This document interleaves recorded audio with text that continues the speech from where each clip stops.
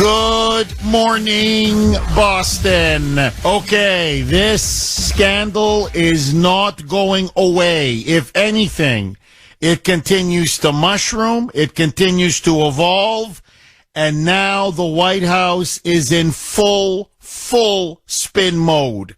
So here is now the absolute latest developments. It's a remarkable story. Because on the one hand, it is so obvious that the media is desperately now in deep cover-up mode. There's no question. Yet on the other hand, you can openly see among many of them, they don't know if they can cover this one up. That you can see it on them. They're just, I don't know if we can plug the holes on this one. It looks like the dam may be about to burst. So, here is now the absolute latest in one of the strangest scandals I have ever, and it gets more delicious, if possible, by the minute. But clearly one of the most bizarre scandals I have ever covered. So here is now the absolute latest. As you know, and this is very important, on Sunday night, it was discovered that there was cocaine, or what they thought was a white powdery substance, inside the West Wing. Immediately, the fire department was called. They came, they tested it, and very quickly they said, this is cocaine. Now, the fire department said that they found the bag of cocaine in the library. Now, the library is very important because in the library it's in the West Wing, it's in the White House, but it is only the inner circle, only Biden's inner circle and family members. Very few people have access to the library. It also has cameras everywhere. So it would narrow the list of suspects down to a handful of people. I.e., obviously, Hunter Biden. Then the story changed. If you remember, the story then changed that the cocaine was found in a cubby in the storage facility, again, in the West Wing, inside the White House, where apparently tourists go through. They say it's a highly trafficked area. Staff members go through. It's a storage facility where people leave stuff in there. And so they tried that to obviously broaden or expand the possibility of suspects. But there's a problem.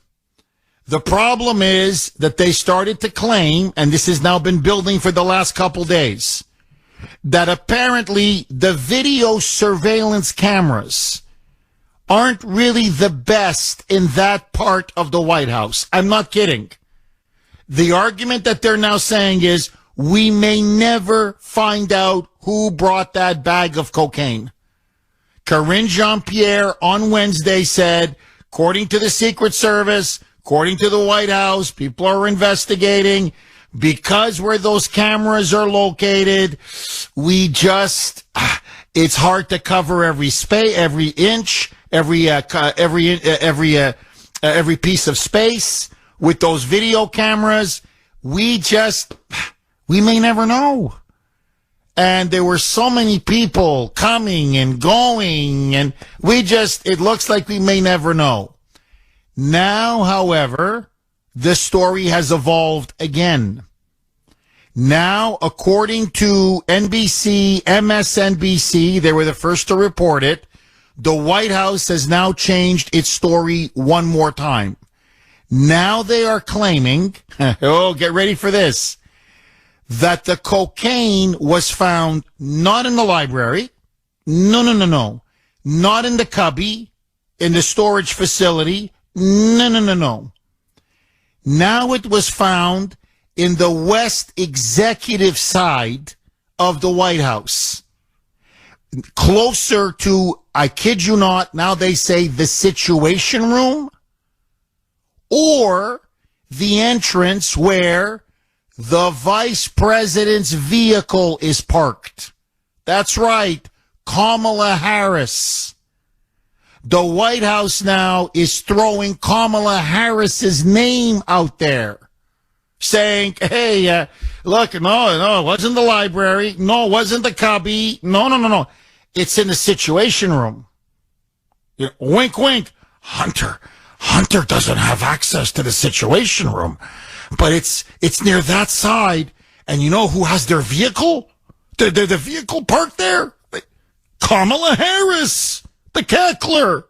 Kamala. Yeah. And so now they're claiming that they have found it in a different part of the White House, a place that they say Hunter could not have access to, but a certain vice president had access to. It's unbelievable. On top of all of this, so we may never know, but the location keeps changing. To now this. A reporter on Air Force One asked Deputy Press Secretary Andrew Bates, can you tell us categorically, without any, with absolute certainty, that this cocaine did not belong to either Hunter Biden or Joe Biden? Listen to the stunning answer. Roll cut 21, Mike. Former President Trump has made some pretty wild posts recently on social media. One of them was that the cocaine found in the White House had belonged to either the president or his son. Are you willing to say that that's not the case, that they don't belong to them? I don't have a response to that because we have to be careful about the Hatch Act. What I will say is that I have noticed there does seem to be some increasing frustration coming from that corner in general, and I think it is probably rooted in the contrast between their substantive policy records. What he's trying to deflect with the records, I don't get what he's trying to get there. But you mean to tell me, you mean to tell me that the White House cannot categorically deny that the cocaine doesn't belong to neither Hunter or Joe Biden? And you're claiming the Hatch Act, which is absolutely ridiculous. I mean, it is preposterous. Frankly, it's moronic. I mean, really, I cannot tell you how stupid this is. The Hatch Act, for those of you that don't know, prohibits partisan political activity by executive branch employees on federal property or in a federal facility or in other words, you can't engage in partisan political activity. What does this have to do with answering a straight question?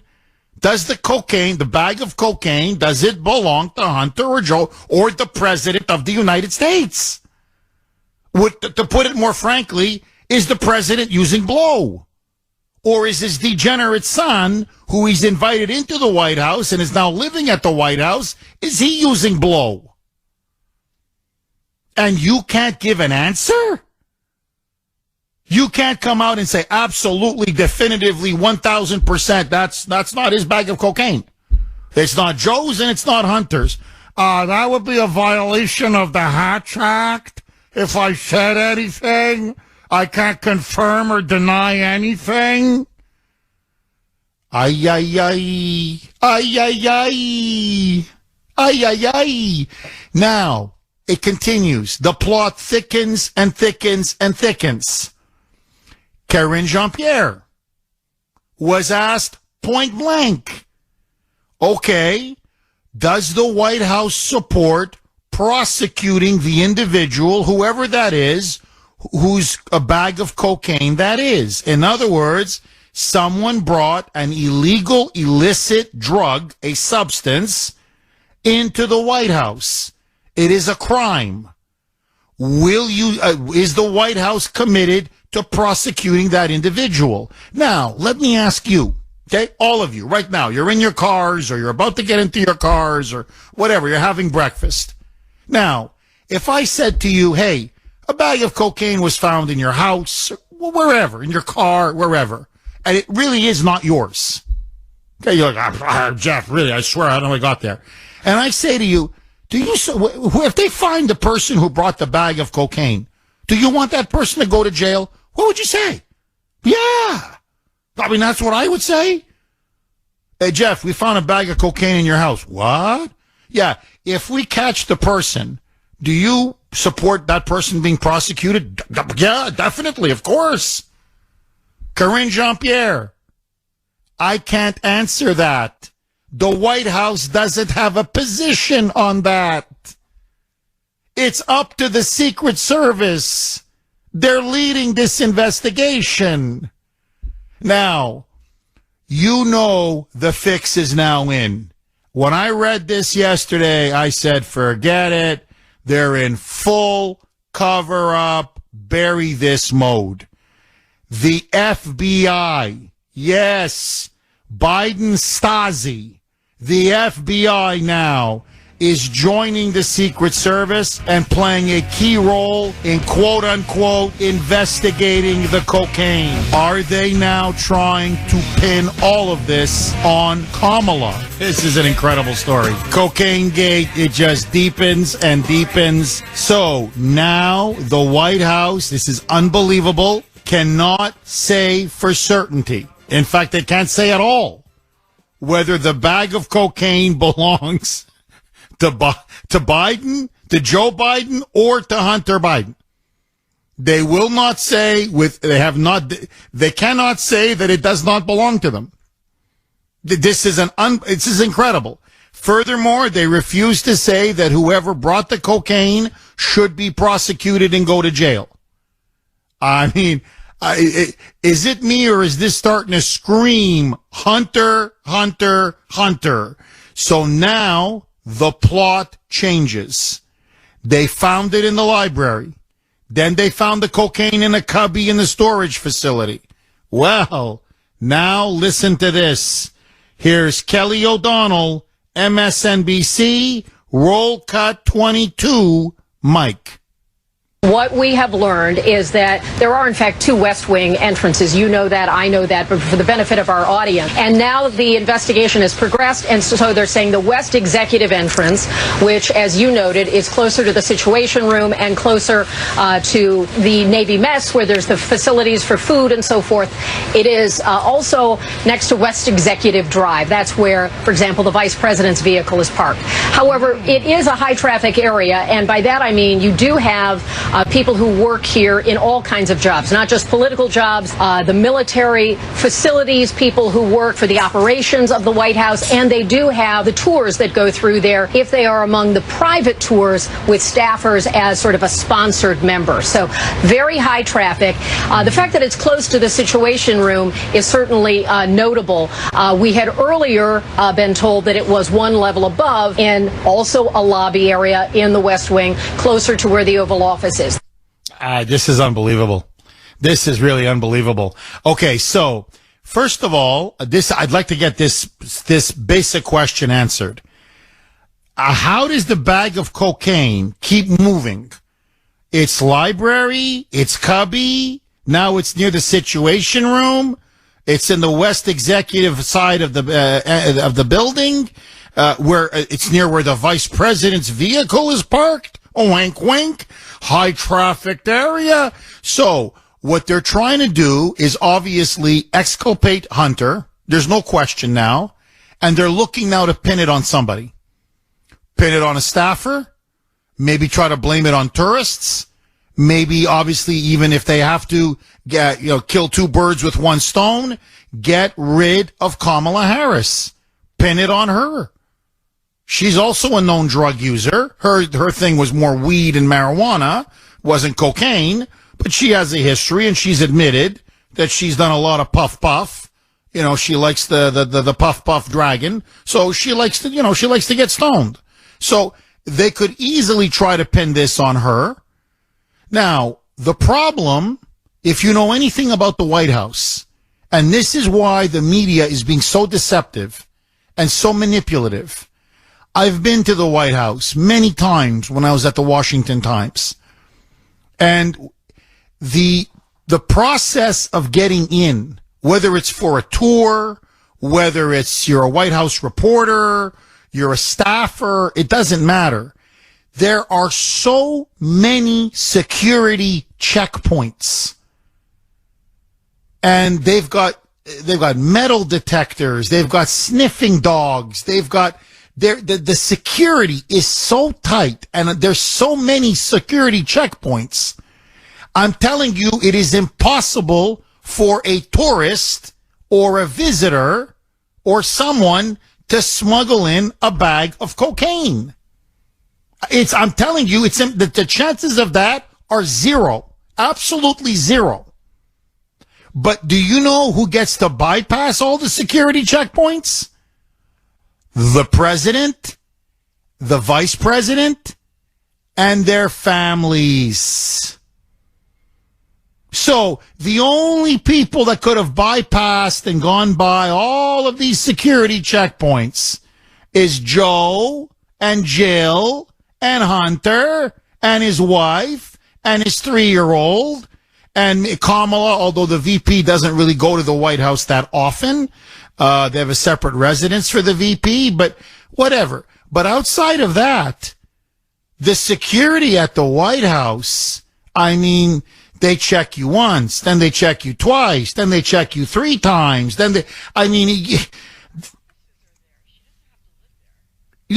understand that, but I know she has a small office there. But what I'm just saying is the VP is usually not in the White House all the time. Cheney was the one who was there most often. I'm just making a simple point. But it's the president and the family. They're the ones who get to bypass all this. So I don't believe it.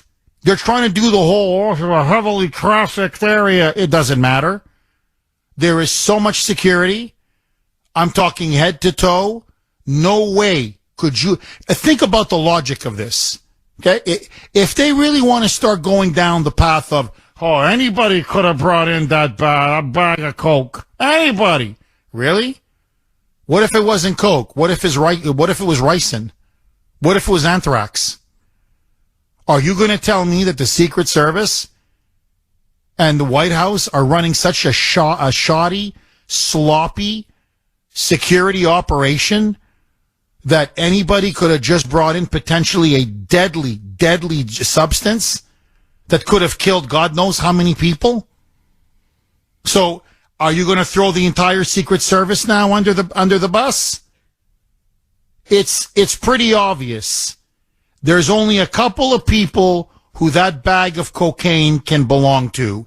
And now the White House is telling us we may never find out. My friends, they are trying to cover up for Hunter Biden. I think the evidence is now overwhelming. What say you? 617-266-6868 is the number.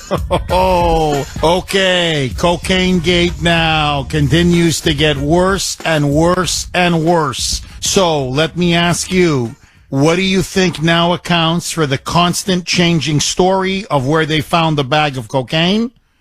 Why is the White House refusing to say, or to categorically deny, I guess, that the bag of cocaine belongs to either Hunter or Joe Biden?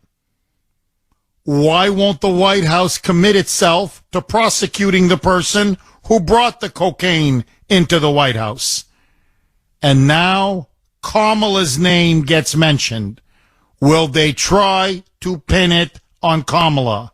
617-266-6868. Lou in Rhode Island. Thanks for holding, Lou, and welcome. Yeah, good morning, Jeff. Look, they knew who did this in a shorter period of time than it takes to watch one episode of Columbo. They knew it right away. And if it was a Republican, it would have been out in 15 minutes. They'd have found this in Mar-a-Lago. It would have been out in 10 minutes. They know who it was. And I'll give you a couple of things that you could talk about with this. Number one, the Kamala thing, they're not going to go after intersectionality, Kamala. Can you imagine blaming the black woman for this? Can you imagine that? The second thing is, and I think this is very important, the reason I think it might be, well, we know it has to be somebody who's a Democrat. That's important because they're covering it up. And they probably will try to investigate it longer than the Kennedy assassination. But the thing about the Hunter thing that's so important is that if it is Hunter, doesn't this blow up the plea deal that he had? Yes. And they have to restart the investigation. And not only that, you add to that the fact that where does Hunter get this stuff from? Who are his dealers? Can't his dealers compromise the Bidens and him? I mean, where is he getting the blow from? I mean, the things are all linked together. This opens up the biggest investigation and basically brings down the entire Biden administration. And, to pretend that the White House isn't that secure is totally ridiculous. It's just absolutely absurdity that this thing is that they can't find out who this is. And it also exposes the news media even more by going along with the cover up and going along with this stuff. It's going to put Ray on the spot. It's going to put Garland on the spot. It's going to put everybody on the spot. But the big thing is that it will blow up the entire plea deal that Hunter had and open this thing wide open and restart the entire laptop investigation and the gun investigation and everything like that. All those pleas will go out the window, and he will be facing jail time, won't he, Jeff? Oh, I don't see how he gets out of jail this time. I mean, I just don't. I mean, anything is possible, but it just becomes then more and more and more outrageous. No, you're dead on. It blows up the plea deal. So the misdemeanors on tax fraud and tax evasion, that's out. The no jail time for the gun charges, that's out. And by the way, he's violated his probation. That he's got, the deal was he's got to be drug free for 2 years. If that's his blow, everything is out the window. So, no, I think the administration collapses. I think there's no question. There's no question. That's why they have to cover this up. That's why they keep lying about the cocaine. But, I got another interesting theory. It's just a theory, and I want to know what you think about this, Lou. Maybe there's not one bag of cocaine. Many people have been mentioning this. It's like, cocaine in the library, cocaine in the cubby, now cocaine in the situation room or whatever, near the situation room. And I'm thinking a bag of cocaine doesn't have legs. So I believe the fire department, we can play the dispatch call again. They clearly say the substance found in the library. They clearly explain that this thing was found in the library. Then all of a sudden, no, it's in the cubby. Then all of a sudden it's in the situation room. Now, it's either two possibilities. Either the Secret Service is under constant pressure to change the story, to lie, and to pretend now the evidence is somewhere else where it was originally found, or they actually found multiple bags. And they want to keep this hush-hush because if there are more, one bag you can blame on a tourist. Well, you can't actually, because you're right. It's no way you can bring a bag of cocaine into the White House. Not with all those security checkpoints. In fact, Trump on Truth Social said this has to be Hunter or Joe Biden's cocaine. Repeat, I didn't copy your results on the Gemini. Here's the dispatch. Now Gemini's listen. results are new match found with a red bar. New match found in the library. We'll go ahead back and come on up.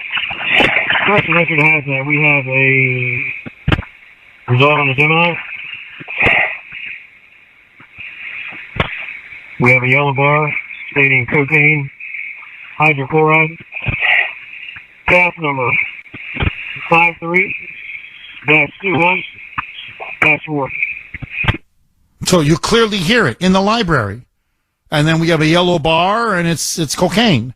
Or whatever, cocaine hydrochloride, or however you phrase it. But it's cocaine. So, and it's in the library. Well, the library is not the situation. I mean, really, it's like almost on the opposite side. So the library is not the situation room. So, I mean, come on, you're right. Columbo would have wrapped this thing up in half an episode. He wouldn't even need the full hour. Or Kojak or Sherlock Holmes or whoever. It was not. It's Hunter. It's obviously Hunter. Now, as Trump said, there are so many security cameras all over the White House. All they have to do is check the tapes. Just check. Forget even fingerprinting the bag. Just check the tapes. 2 hours, rewind. Okay. Oh, there it is. Okay. There's the bag of cocaine. Keep rewinding. Who put it there? Keep rewinding. I mean, you can get the answer quick. Now all of a sudden, oh, that area, the cameras don't work that well. Oh, they don't have so many cameras in this particular spot. Now by the way, or as Trump said, no tourist can bring in a bag of cocaine. I know the security procedures at the White House. I mean, they check you and recheck you and recheck you and recheck you, and you're checked again and again and again. Sniffing dogs. I mean, magnometers. I mean, they got you 6 ways to Sunday. So, no, this wasn't brought in from the outside. This wasn't brought in by a staffer or a tourist. No, the only people that evade the security protocols are the president, the vice president, and their family. That's it. That's it. We all know what's going on. And to me, Lou, the fact that they cannot say, in other words, do the whole adamant denial, I did not have sexual relations with that woman, and say, that's not our bag of cocaine. They don't want to say it. Isn't it stunning? It's been a week, and Joe Biden has said nothing. He didn't come on and say, that's not my bag. That's not my son's bag. The White House says, we have no comment. It would violate the Hatch Act for us to deny that that bag of cocaine belongs to the president or the president's son. Holy mackerel. Holy mackerel. So, Lou, do you think, could it be multiple bags? And that's why they, it's a cubby, it's the situation room, it's the library, and if it's multiple bags, then it's 1,000% Hunter. Jeff, it's worse than that. It means he's continuing to use cocaine. He's continuing to purchase cocaine. It opens up an investigation. Not only could there be 3 bags in the White House, he could be continually bringing in bags. He has a residence in California and in Delaware that probably needs to be searched. He's buying the stuff from somebody. We don't know who's compromising him or who's selling it to him. We don't know where he's getting it from. This opens up an enormous investigation that they don't want to even put a toe into, or the media for that matter, because it compromises the entire administration. Hunter's plea deal is totally out the window, and I think you're probably right. There's probably been multiple bags in there over a period of time that maybe he's been able to put in his pocket or take back out with him. But this time they found 1 or 2 or 3, and they have to report it. This is going to blow up the Justice Department, the FBI, and the Secret Service, and even maybe the media or anybody else who's trying to cover up for him. This is enormous. If it's Hunter, and the odds are when they're going through a cover up like this and trying to stash it away, that you certainly is not a Republican. A Republican would have been in jail by now. Oh, no question. But I believe it may have happened numerous times, more than just this one time, and they got to find out if he's been broken the plea deal, if he's been continually using cocaine, and I think if they try to put it off on Kamala, all hell's going to break loose.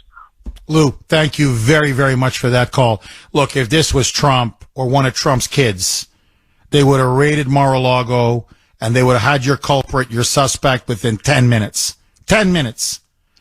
Now, there's a whistleblower. I'm going to get to this later in the show. He's now come out and confirmed, he was a partner of Hunter Biden, that Biden sold classified information and state secrets. What if his drug dealer is operating on behalf of China? 617-266-6868 is the number. Okay, it's the scandal now that can bring down the House of Biden. Now the administration, the Secret Service, the FBI, the media are in desperate cover-up mode. I want to read this one text because I think it sums it up beautifully. 781. You can text us, by the way, 70470, 70470, 781. Jeff, according now to the latest media reports, the cocaine was found just 1 floor below the Oval Office and right outside the Situation Room.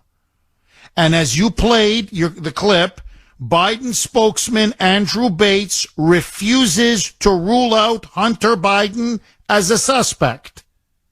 This means that someone was able to sneak in a controlled substance that isn't allowed in the White House and leave it right outside the room where the President of the United States and his top staff and intelligence officials meet. Either the Secret Service is incompetent or it belonged to a member of the Biden family. Jeff, any guess who? Brilliant. Absolutely brilliant. If what they're now telling us is that they found this blow, if they found this cocaine outside of the Situation Room, which is, by the way, one floor right below the Oval Office. Okay, that's the president's office. This is where he meets his cabinet, top intelligence, military staff, intelligence officials. And it was just someone brought that in right outside? Now, either you have a major problem with security at the White House. I'm talking Crisis 101. Or it was a family member. Now, I don't know if any of you noticed, but everybody's abuzz on social media, and I thought it was strange as well. The July 4th celebrations, the fireworks outside the White House, if you look at the balcony of the White House with Jill Biden and Joe Biden, Hunter Biden is sweating, pacing, constantly rubbing his nose. The guy looks like an addict. White, pale as a ghost. And by the way, his wife, Ashley, I mean, frankly, I don't know what she was on, but both of them look like, they could use some help. Let's put it this, they're definitely on something. There's no question about it. So this is now where we are. You mean to tell me that outside the very Situation Room where, invasions, military strikes, situations regarding the war in Ukraine, huge decisions are made, national security intelligence operations discussed, they found a bag of cocaine, and now what? There's no cameras near the Situation Room? Is this now going to be the new line? What? The footage is grainy? What, the cameras weren't working on that day? No, it's obvious. It's obvious. Like I said, either you got to throw the entire Secret Service under the bus, which I'm telling you they're not going to like. Oh, they're such incompetence. They're letting in people with drugs, for God's sakes. And by the way, just again, I have to say this.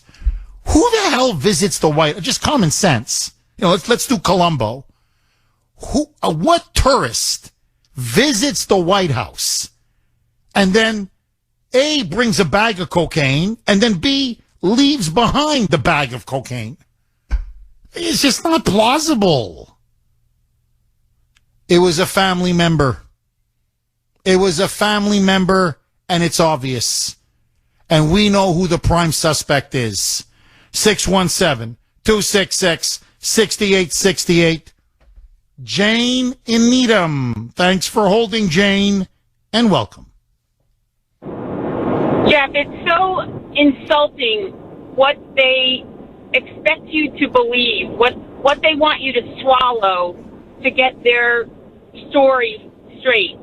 That somehow they can track down 1,000 people from January 6th where, that were just milling around, and yet they can't figure out who was not only, they want us to believe that somebody not only brought the coke there, but decided to take it out of their pocket or bag and probably use it in the White House, because you don't just leave it behind, no matter what kind of drug addict you are. So they want you to believe that there's somebody else there that would have no worries about using coke. in the White House and that they can't possibly figure out who that is. And it is so disgusting to see Karine Jean-Pierre refuse to answer question after question after question after question, and the press just lets her get away with it. It's mind-boggling. I don't understand what we can do because there's such a wall of dishonesty and corruption. Well, all we can keep doing is just shedding a spotlight, Jane. And look, it's Biden's numbers now are in the toilet. This story is getting out, not just because of my show, other shows like mine. But look, I'm not trying to, I'm just, I don't like to brag. I feel like I'm cursing myself if I brag. The numbers of the streaming numbers, the upper management can't believe it. They're like, Jeff, this is unbelievable. I mean, Jeff, they're listening to you all over the country, all over the world. I mean, so our internet streaming numbers are massive, massive. I'm talking millions. Millions are listening. So, and it's not just my show. So we are getting around the media. We are. People are listening. The story is getting out. And I'm telling you, Jane, his numbers are dropping like a stone. He's in big, big trouble. He can't beat Trump in a head-to-head matchup. He can't beat DeSantis. He can't beat anybody. He can't beat Mickey Mouse. He's going to get annihilated. And it's the economy, number one, inflation. But right number two is all this corruption. It's the scandals. It's the corruption. It's this. And everybody can see they're covering up for Hunter or some family member. It's so obvious. No, what I found stunning, and Jane, you tell me if you agree or disagree, is that they can't even come out, Karine Jean-Pierre can't even come out and say, it's literally, the White House press corps said, can you just tell us that the cocaine does not belong to the president? I refer you to the Secret Service. What? You can't tell us that Joe Biden, that cocaine does not belong to Joe Biden? Then they go, well, Hunter Biden, Secret Service. What? And then, this is the part, this is why everybody's very suspicious. Okay, but whoever's bag of cocaine it is, you do want that person prosecuted. That person should go to jail, right? Oh, no, it's up to the Secret Service. No. So, it's obvious now they're covering up for someone very, very, very powerful. I mean, you couldn't make it clearer. And by the way, now suddenly there are no security cameras. It's up now, Jane. Nothing works in the library, in the cubby, in the storage facility, in the situation room. The cameras, Jane, they're not covering anything anymore. I don't know what the hell happened to these cameras, Jane. It's just disgusting to me, and I hope that there are enough Secret Service agents and enough honest people to finally get fed up. And I mean, there are whistleblowers all over the place with the IRS, et cetera, these days, and nobody seems to care. So it just has to be a huge number. Everybody's got to come out and say, this is corruption, and this is corruption, and this is corruption, and I've seen it, and the press is the number one culprit for everything wrong in America today. Amen. Well, that's what Trump said. They're the enemy of the people. He is completely right. Completely right. Jane, thank you so much for that call. No, look, the issue here, really, in a nutshell, do you want the White House to become a crack house? Is that how far we want to fall? Under these crooks, criminals, and moral degenerates that they imposed upon us, the Biden family. That's what they've now imposed upon us. So now it's cocaine in the White House, snorting lines of cocaine off the bust of Theodore Roosevelt. I mean, is that what you want? 617-266-6868. Brian in Bedford. Thanks for holding, Brian, and welcome. Good morning, Jeff. How are you? I'm good. How are you, Brian? All right. First of all, there's cameras all over that compound, inside and out, so they know who did it. You can't hide anywhere. And I think Trump did it because that's how they're going to pin it on him. They gave Joe his diaper bag. Well, Brian, look, you're right. Look, please don't get me wrong. You're not 1,000. You're 1,000,000% correct. Look, I've been there. I've been to the White House. I've been to the White House multiple times. There are cameras, as there should be. Don't get me wrong. Everywhere. I mean, everywhere. Brian, the security, which is great. It's world class, but they always tell you get there way ahead of time for your scheduled appointment. And because you're going to be checked and then checked again and then checked again and then checked again. I mean, they check everything. I mean, they got the wands. They look at your computer, your laptop. They're sniffing dogs. There's no way you could bring drugs in. I'm telling you, it's impossible. But this is the part I found most insulting, is now they're telling us, well, in the Cubby area, there aren't that many cameras. And for whatever reason, they're not able to get a good look. It's just not covering all that space where the Cubbies are. And apparently now in the library and in the Situation Room and so now they're saying, no, the camera it's grainy footage. It's not covering as much space as we thought. So we may now never know. I swear, this is the line now the media is spinning. Brian, it's like the Bermuda Triangle. It's like Jack the Ripper. We just may never know. We may never know the culprit. We may never know the identity of the person who brought in that bag of cocaine. And that's why I go back to the previous caller. I mean, they're lying to our face. I mean, let me ask you, Brian, if this was Don Jr., if this was Eric Trump, if this was Trump's White House, and they found a bag of cocaine, and they suspected it belonged to one of his children, tell me, Brian, it was discovered on Sunday. We're today Friday. You think we'd still be talking about, was it in the Situation Room? Was it in the library? Will we ever find out? The cameras aren't working. We may never know. Or do you think we would have known within 10 minutes? That person would have been in jail. We would have known right away. Right away, we would have known. They would have been in jail. Brian, all the news coverage would be covering it. Brian, do you think the American people see right through this? In other words, they can now clearly see they're like a bunch of gangsters. This is a crime family, and now they've turned the White House into a crime scene. That's the problem.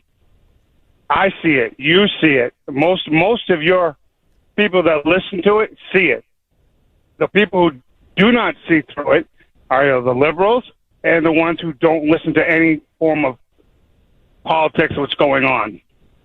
They just look the other way. They're blindsided on it. It's only the people who are listening to your show or Dan Bongino or Jesse Kelly who are listening to all of this.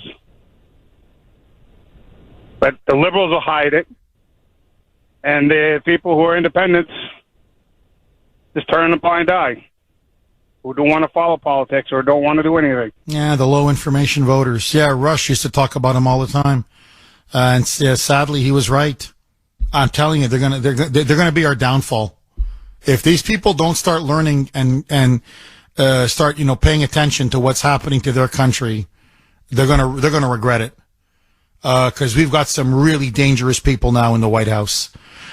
Great call. Thank you so much for that call, Brian. 617-266-6868 is the number. All right, just very quickly, I just want to play this cut one more time. It's an incredible cut. Not for what it says or the delivery or what. It's a stunning response. The whole world is stunned by this response. The deputy press secretary, Karine Jean-Pierre, was not available. Air Force One. Trump goes on Trump's social and says, I'm telling you, I was president. I know the Secret Service. I know the security. I know how tight and rigorous it is. And I know how many cameras. The place is crawling with cameras.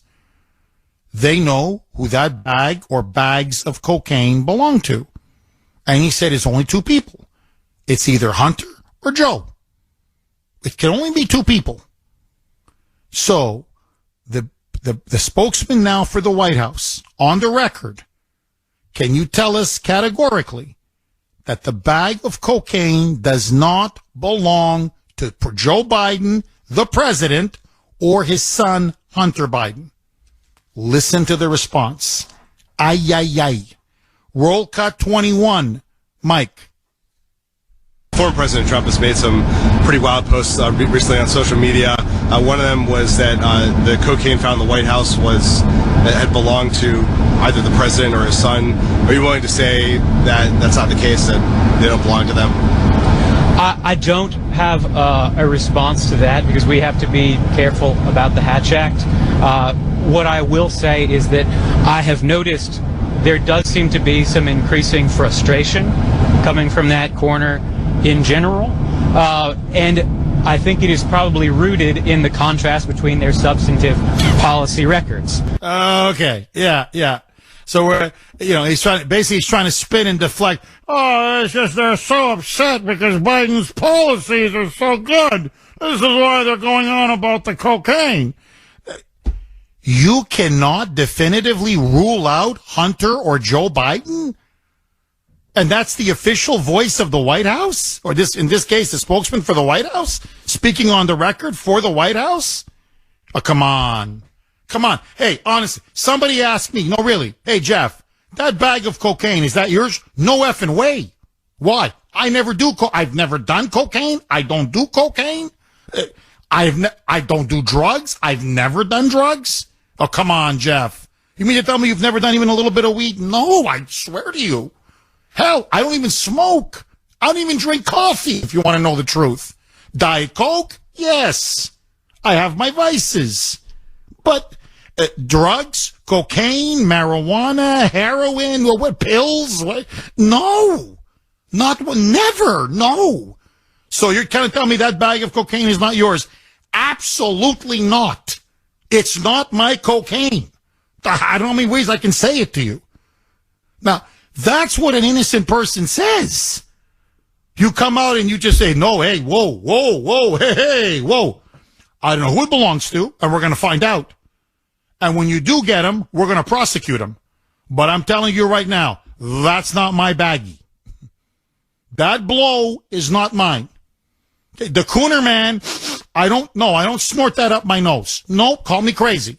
But what about your son? He's been battling cocaine addiction for years.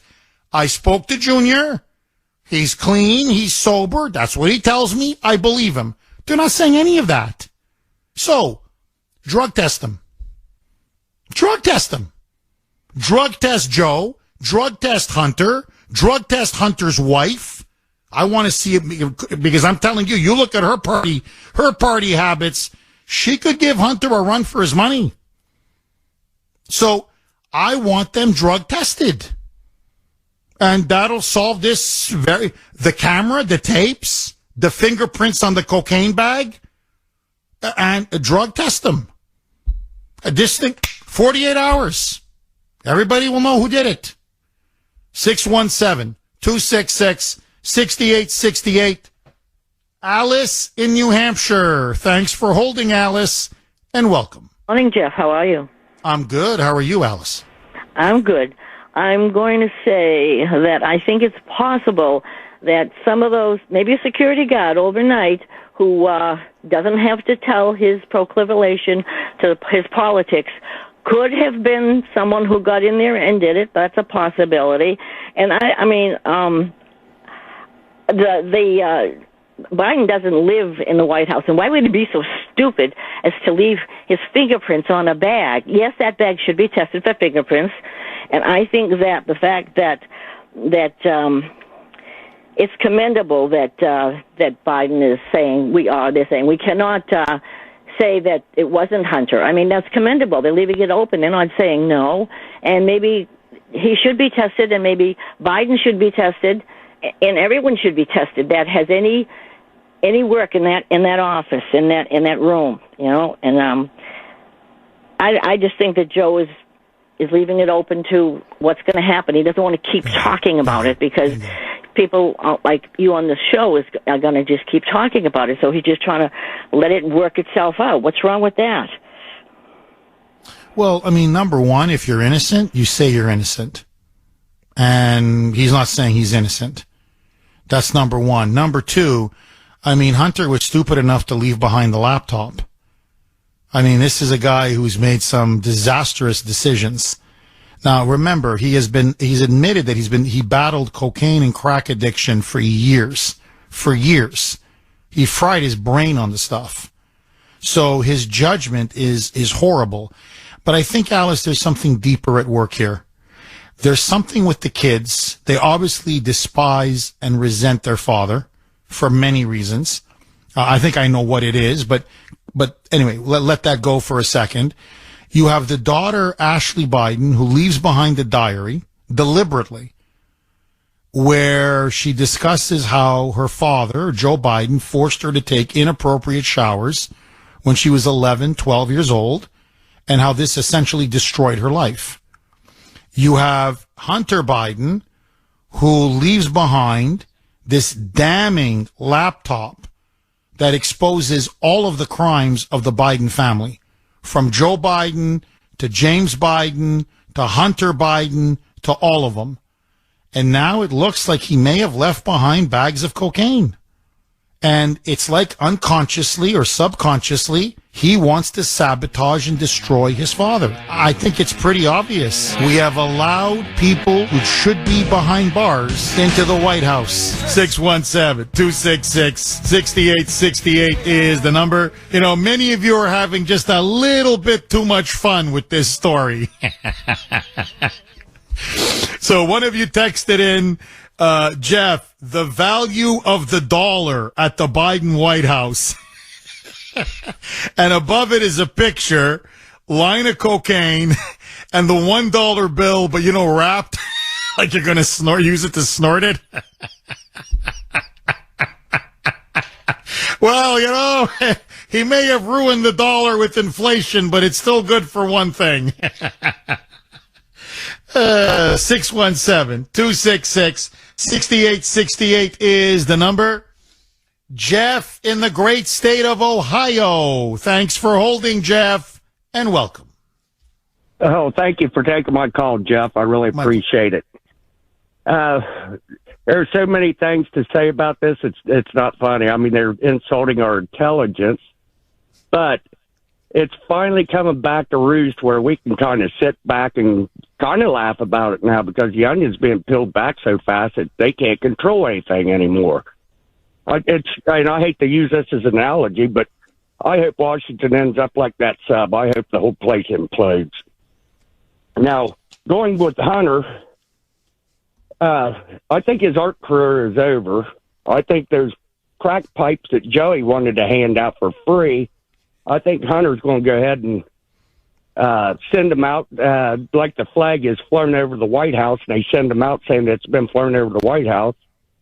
I think he's going to do that with the crack pipe, saying this has been smoked in the White House one time. So, but you think what? You think his career as an artist, as a painter, is now over, Jeff? I think it is. It's fun now to watch him squirm. I mean, just to sit back and watch them on the hot plate it's not even eye-opening anymore. We're all used to it, but I think that they're being exposed to the liberals that are so thick-headed that this might be the punch in the head they needed. Oh, you can tell. No, they're really embarrassed. No, usually on a certain story, I get almost every story. I get massive blowback. Oh, the libs, they hate me. They want to shoot me. They insult me, my children, my wife. It goes on and on and on. This, crickets. You can tell, boy, they're ashamed. They're really, if they can possibly be ashamed, they're ashamed. They realize now this is serious trash in the White House. They're behaving like gangsters, like mobsters. That's what this is now. Jeff, I'm just curious. What do you make of the excuse now being given by the Secret Service, by the White House? The cameras now, they're all malfunctioning. The cameras they're not working, Jeff. They're not working in the library. They're not working in the storage facility where the cubbies are. They're not even working in the Situation Room. The cameras, Jeff, for some reason, what a coincidence. They're all on the fritz. Well, what do you think of that, Jeff? Well, usually if something like that happens, just like with Joe, whatever he does in his pants sometimes, they'll put a lid on it. Somebody in the White House made that call outside of their security perimeter in order to say there's a substance in there, when I'm sure they have their own bio people and everybody else who could come in and they could keep it under wraps. I think that was intentional to expose them. So I think we've got some good people still in there. Oh, I agree. But are just I agree. Completely Jeff, out. No, that was a whistleblower. There's no question about it. That was a patriot. That was a whistleblower who said, I can't take this anymore. What they're doing to the country, to the White House, to our people's house, how they're just selling us down the river, and the way they're behaving, like, really, something out of Goodfellas. Like, just really like a bunch of gangster thugs. And no.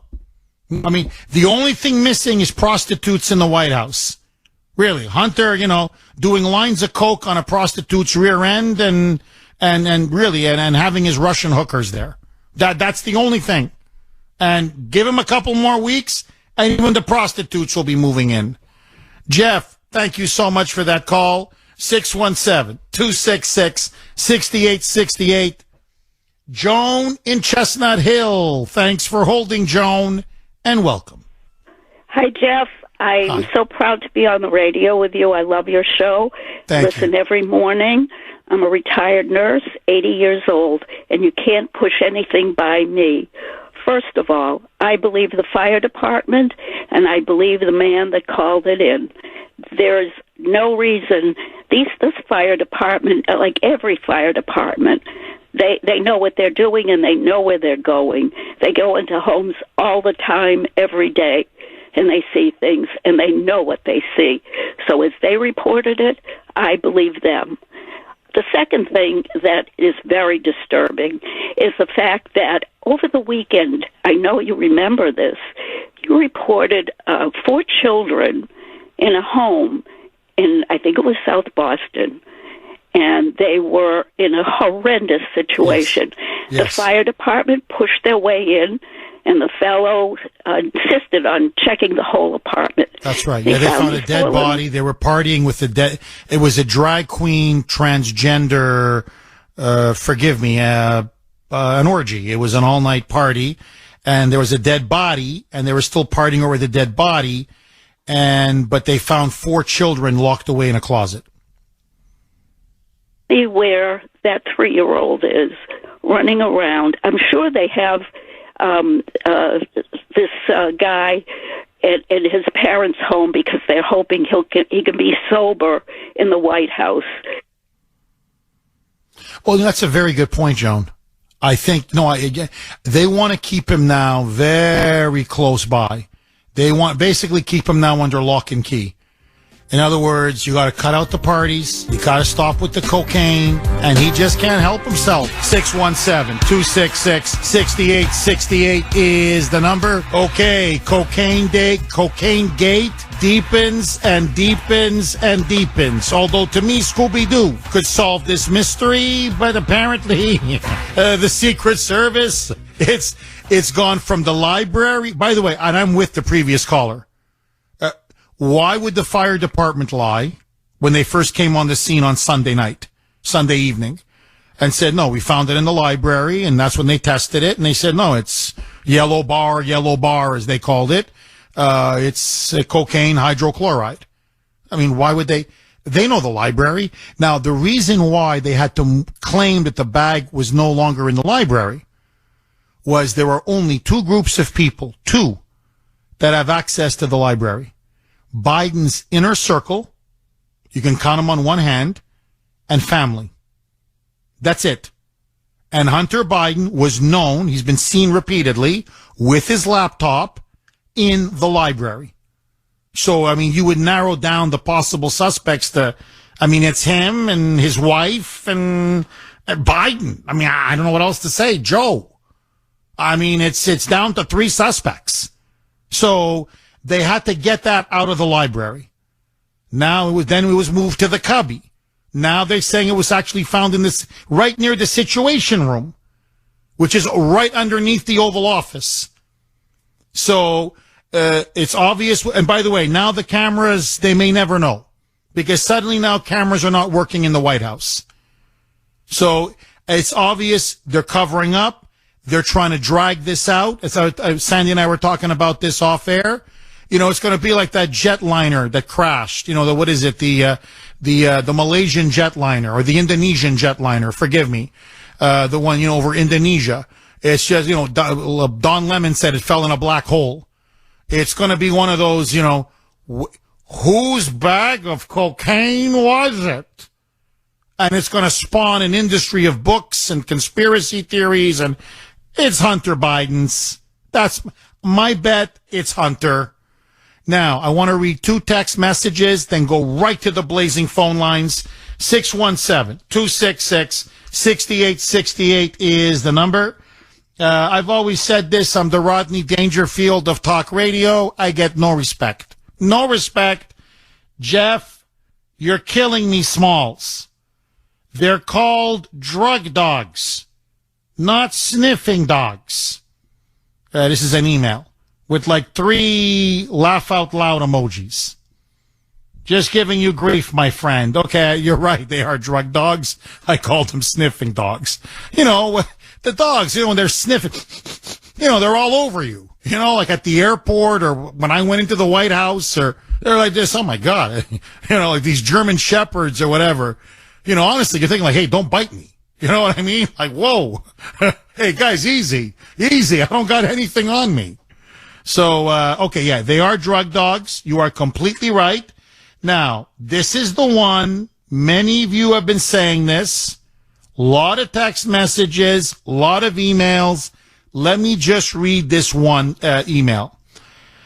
Jeff, I just got to say it. I can't help myself, Jeff. I've just got to say it. Now we know why Joe Biden never blinks his eyes during his press conferences, and why his eyes are as big as dinner plates. Well, he's definitely on something. And notice, this is what I find interesting. The media asked him, could you just say it doesn't belong to Hunter Biden or Joe Biden? And the White House cannot deny it. They're like stunned. So then the media goes, okay, forget Hunter. Can you just tell us it doesn't belong to Joe Biden? And no, we can't rule them out. This is the White House. You can't rule out the President of the United States? So, I mean, yeah, maybe the beetle eyes, those big, massive eyes. He never blinks. He just keeps looking and looking. And you're like, it's 5 minutes now. It's 10 minutes now. It's 15 minutes. When is this guy going to blink? And you're right. They're huge. They are big as dinner plates. So who knows what they have them on? And if maybe some of it is, I don't know, cocaine or liquid cocaine, or who knows what they're shooting that guy up with. 617-266-6868. My money, I'm with the Vegas bookies. In Las Vegas, they have bets. The bookies are placing bets. And right now, the odds-on favorite, Hunter Biden. I'm with Vegas on this one. Rick in Indiana. Thanks for holding, Rick, and welcome. Hey, Jeff. Hey, I think you need to maybe dig up the concrete in Biden's garage near the Corvette. I think he might find Jimmy Hoffa's body.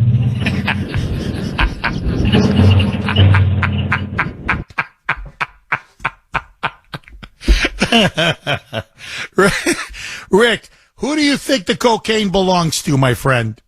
It could belong to both of them. It could belong to Hunter and Joe. And Joe. And Hunter buying for Joe, right? Poor guy. He's always the gopher. Right? Poor Hunter. He's always the gopher for his dad. Yeah, you guys are doing a good job, man. Rick, thank you very, very much for that call. I really appreciate it. Jimmy Hoffa's body. 617-266-6868 is the number. Let's go to Jeff in Rhode Island. Thanks for holding, Jeff, and welcome. Hi, a string of Jeffs this morning, I guess, huh? Hey, there's a visitor log at the White House, isn't there? It's very closely guarded by this administration, but anyone who has access to Joe has to be logged in somewhere, and we could take a look at that visitor log, and yes, in the library you've narrowed it down to 3 people, you said, but 3 things ought to be done here. You need to see that visitor log. I think the dogs need to be tested too, because they're not doing their jobs. They must be real party animals, on the Democrat side, obviously, and the third thing is, what if somebody did bring in that cocaine? Maybe we'll get closer to finding out who's running this clown show, who's advising. Maybe we'll find that out if we get a chance to see that log of who's in there. And fourth thing is the agent who discovered this. He needs to get his name out there. I would worry if I were him. They're probably working him over pretty hard this whole week, trying to make sure he keeps his mouth shut. There are just so many things here. But Jeff, you made some very good points. Let me just touch on the last one first. This is what's amazing. It's remarkable. The White House, the Secret Service, the FBI are much more interested. They want to know who is the secret agent, the U.S. Secret Service agent, the Secret Service agent who called in to 911. Who was the whistleblower? Who was the one that made the call? And they're more interested in punishing the person who exposed the fact or revealed the fact that there was a bag of cocaine than in finding out who the bag of cocaine belongs to. So, that's another thing. If this really was, it could have been from outside, it could have been a tourist, could have been some staffer, they wouldn't be behaving like this. But it's obvious they're covering up for someone very important, very high up, very senior, someone very close to the Biden inner circle. There's no question. Now, I'm telling you, Jeff, in all seriousness, if you were Colombo, and Colombo was 1 hour, I take you to the White House with all the tapes that they have, with a fingerprint brush, with just basic common sense. You could solve this in less than an hour. I'm telling you, me, this audience, we can put on a trench coat, we can have a cheap cigar, we can walk in and say, one more thing. I'm sorry, just one more thing. I'm sorry, Mr. President, just one more thing. And we would narrow it down so quickly, the suspects, we would look at the camera footage, we'd ask for the fingerprints right away to the lab. You're going to tell us who they belong to. This thing would be, by the end of the hour, boom, we've got our culprit and it's over. That this is now going on for 1 full week, or almost 1 full week, and now they're claiming we may never know. The fix is in. The way they cleaned up Hunter's mess with that sweetheart plea deal, the way they rigged it then, Jeff, they're rigging it now. I wonder if, just thinking, maybe if Obama were there that day, he admitted to doing a little bit of blow in the past, didn't he? It's funny you should mention that, but a lot of people have commented a couple of days before everybody skedaddled to Camp David, Guess who was at the White House cutting commercials with Joe Biden? Barack Obama. I mean, Jeff, anything's possible in this crazy world. Cutting the block, huh? and one final thing. You asked who it belongs to. Well, they found it in the White House. That's the people's house. The Coke belongs to us. You're right. It's our Coke. And we want to find out who brought it in. Jeff, thank you very much for that call. 617-266-6868. So how does this work? Like Obama brings in one of those, like a kilo, like one of those big bags? And then he and Joey and Hunter, in the situation room, they start cutting it up, and Obama's like, hey, don't snort it all, Hunter. 617-266-6868 is the number. Okay, it's the Kuhner Country poll question of the day, sponsored by Kelly Financial Services. Do you believe the Secret Service already knows whose bag of cocaine it is? I'm just curious. I want to hear from you. Do you think the Secret Service actually already knows, and now they just are being compromised or co-opted to cover it up? But it's clear 6 days later, probably looking at the tapes, the fingerprints, just the evidence that's right there in front of them, they know who did it. And they just don't want to tell us? Or do you think they honestly don't know and are still doing a genuine, authentic, and a real investigation? Does the Secret Service know whose bag of cocaine it is? Do they already know? Yes or no? You can vote on our webpage, WRKO.com/Kuhner, WRKO.com/Kuhner, Kuhner. If you prefer voting via Twitter, our handle there, at the Kuhner Report, one word, at the Kuhner Report, Kuhner. 617-266-6868. Let's turn this into a game of Clue. You know, Jeff, the butler did it. No, the son did it. The father did it. Who do you think? Let's just have a little bit of fun. Who do you think the bag of cocaine belongs to? Hunter, obviously the number one suspect. The father, Joe Biden. Maybe that explains the big beetle eyes and the huge, as one of the emailers put it, eyes as big as dinner plates. Could it be Jill Biden? Did she plant the bag of cocaine in order to finally get rid of Hunter? Because he's been causing so much damage. A PR nightmare for Joe, Jill, and the entire family. Could it be Hunter Biden's wife? She also is known to be a bit of a party animal who, likes the partying lifestyle. How about Obama? He was there that very week that they eventually left to Camp David. He admitted he did a lot of blow, as he put it, a lot of cocaine. He likes to powder his nose. Who does the cocaine belong to? Or do you think it really does belong to a staffer, someone who works there, or a tourist? I'm just curious.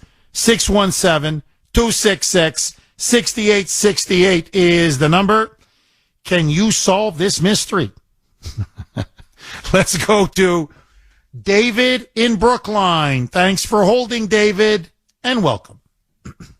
Good morning, Jeff. And Hunter has given added value to the term bagman for Joe. I only thought it was for shaking down foreign dignitaries. This is just a stream of consciousness. You had an earlier caller, she mentioned, they're insulting our intelligence. There's whistleblowers. There's this, there's that. It brought me back to the Clinton era. Jeff, I'm old enough to remember when the Clintons were there, it seemed like every other week they're explaining what the president really meant, or they're clarifying his words, or this didn't really happen, or they didn't really sell access to sleep in the Lincoln bedroom to this person.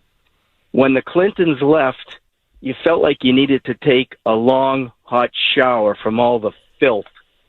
But now, it's like it's happening again on steroids. And as, I hate to use someone else's words, but as President Trump says very regularly, when do we talk about greatness or even goodness or achievements anymore? We're talking about filth and scandals and prostitutes and drugs and inflation. There's nothing good happening. And then one other point, if I could, Jeff, and it's two things that you referenced earlier. It made me think of this. I saw the video of Hunter Biden at that state dinner. All you have to do is drive down Mass Ave near City Hospital, and he has the same look as many of those poor souls. I'm not joking, not to use his father's term. No joke. He has that look. He was jumpy, pale. He looked like he was on something. All you have to do is take the tuxedo off of him, and he would fit right in on Mass and Cass. That's what he looked like. And basically, the final point I wanted to make, well, that was it. Oh, I know what it was. You mentioned something earlier, Jeff, about our undoing could be from low information voters. I just want to give you a visual, then I'll hang up, because I know you'll appreciate this and many others who have seen it. Yesterday, it was about 90 degrees. I'm driving along. There's a small car. It's not an EV, but it was the size of a golf cart. It had all these bumper stickers: fight hate, end racism, resist. You couldn't see the back windshield. It was all stickers. And I said, I have to see who's driving this car, because I could imagine. I pull up. The windows are closed. Again, it's 90 degrees. I don't think there's air conditioning on. And the guy has a giant face mask on the size of a lady's brassiere wrapped around his face with his windows closed. That's it. There's your low information voter right there. That's why we're in trouble. You just painted like a mental picture of a typical moonbat, a typical low information voter, and a picture is worth 1,000 words. You nailed it, David. You absolutely nailed it. That's our enemy. That person in the car right there. Just see no evil, hear no evil, speak no evil. He just has no clue of anything what we're talking about. Just no clue. And that's Bill in Sudbury. That's Ben in North Andover. That's Chris the commie in Gloucester. It's just, it's like nothing penetrates that brain. It's like literally speaking to a wall. David, thank you very much for that call. I really appreciate it. 617-266-6868 is the number. No, to me, what is just incredible about this entire story, think of George Washington, John Adams, Thomas Jefferson, Andrew Jackson, Abraham Lincoln, Theodore Roosevelt, Franklin Roosevelt, Eisenhower, Kennedy, Reagan. Like, I can just give you, just think of our presidents. And for 200 plus years, there was no cocaine in the White House. Cocaine in the White House? And now, all of a sudden, the White House has been turned, I'm not kidding, into a crime scene? I mean, this is disgraceful. Disgraceful. And there's no getting around this. They found the cocaine after Hunter Biden was moved into the White House. After that degenerate, that gangster, that crook, that lowlife, after he moved into the White House. And look, I mean, just look. They will, this scandal, if there's enough brave Secret Service agents, if there's still enough people of integrity to blow the whistle on this scandal, I'm telling you, will bring the House of Biden down. And ultimately, que bono? Think about it. Who benefits from this? Obama. That bag of cocaine, if they can pin it to Hunter or Joe, drives them all out. You clear the deck completely. And either he gets Kamala, who he's always wanted, or Marxist Muchel. It would clear the deck for who Obama really wants to be running the country. So, do I put it behind him or his people to have even planted that bag? No. I still think it's Hunter's bag. To me, the simplest explanation is always the best explanation, the most trustworthy explanation. You've got a lifelong cocaine addict. He can't stop. He loves to party. He's reckless. He's irresponsible. He's disrespectful. And there you go. I mean, that's him. That's what he does. He leaves bags of cocaine everywhere. That's what he does. He would think it's funny to snort cocaine in the White House. For him, that would be a quote-unquote experience. Who do you think the bag of cocaine belongs to? 617-266-6868. Before we go back to the blazing phone lines, 8 o'clock Friday, you know what that means. Caller of the week, Kuhner's Call Log.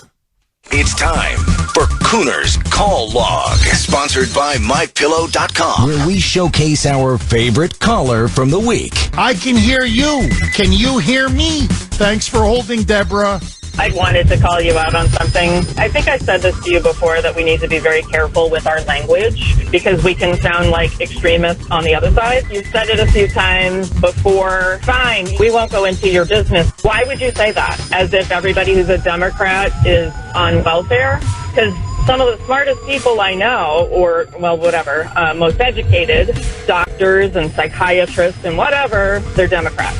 When you said, we are the ones who pay the taxes, you were implying that everybody on the left is a welfare bum. So sometimes I think you're completely blind. The right has a bunch of fat idiots as well. I've been to Republican fundraisers, and I've been like the only person who's fit and thin. Okay, I'm over 50 and I look great in a bikini. Go ahead and call me a bitch or whatever. When I see somebody who weighs, 300 pounds, they don't have personal responsibility, and they're not smart enough to find the right way to be healthy. And guess what? They're going to be a drain on our health system if they're not already. So they're socialists, just like Democrats. They're sitting around drinking soda, eating processed food, and then they're just expecting all the rest of us, all our taxing dollars, to pay for their fat ass. And next week, it could be you on Kuhner's Call Log, sponsored by MyPillow.com. Please, don't be a stranger. Call again. I take it she's not going to be a Chris Christie voter.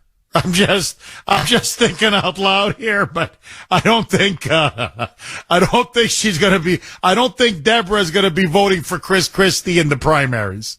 Call me crazy. Okay, my friends, you've heard me say it before, but it's true. I've been getting the best night's sleep of my entire life on MyPillow 2.0. It is an incredible pillow. To me, it is the best pillow ever, the most comfortable, luxurious pillow you will ever sleep on. Perfectly, designed for coolness, engineered for comfort, available in 4 levels. And right now they have an incredible deal. You buy one MyPillow 2.0, you get the other one absolutely free. So call 1-800-972-2316 or go to MyPillow.com, MyPillow.com, and don't forget to use the code WRKO. 617-266-6868. 6868. Dave in Swansea. Thanks for holding, Dave, and welcome. Good morning, Jeff. Hi, Dave. Jeff, everybody knows whose it is. Everybody knows that Biden knows whose it is. And nothing for nothing. Every time you see Biden on TV, his eyes are 3/4 shut to where he barely even has his eyeballs open. And Jeff, everybody knows it's all hunters. They just ain't got the cojones to do the fingerprints because they don't want to find his prints on it. So they're stalling. But Jeff, if they need somebody to get it disposed of, I'd be happy to dispose of it, bother them if they don't want to get rid of it.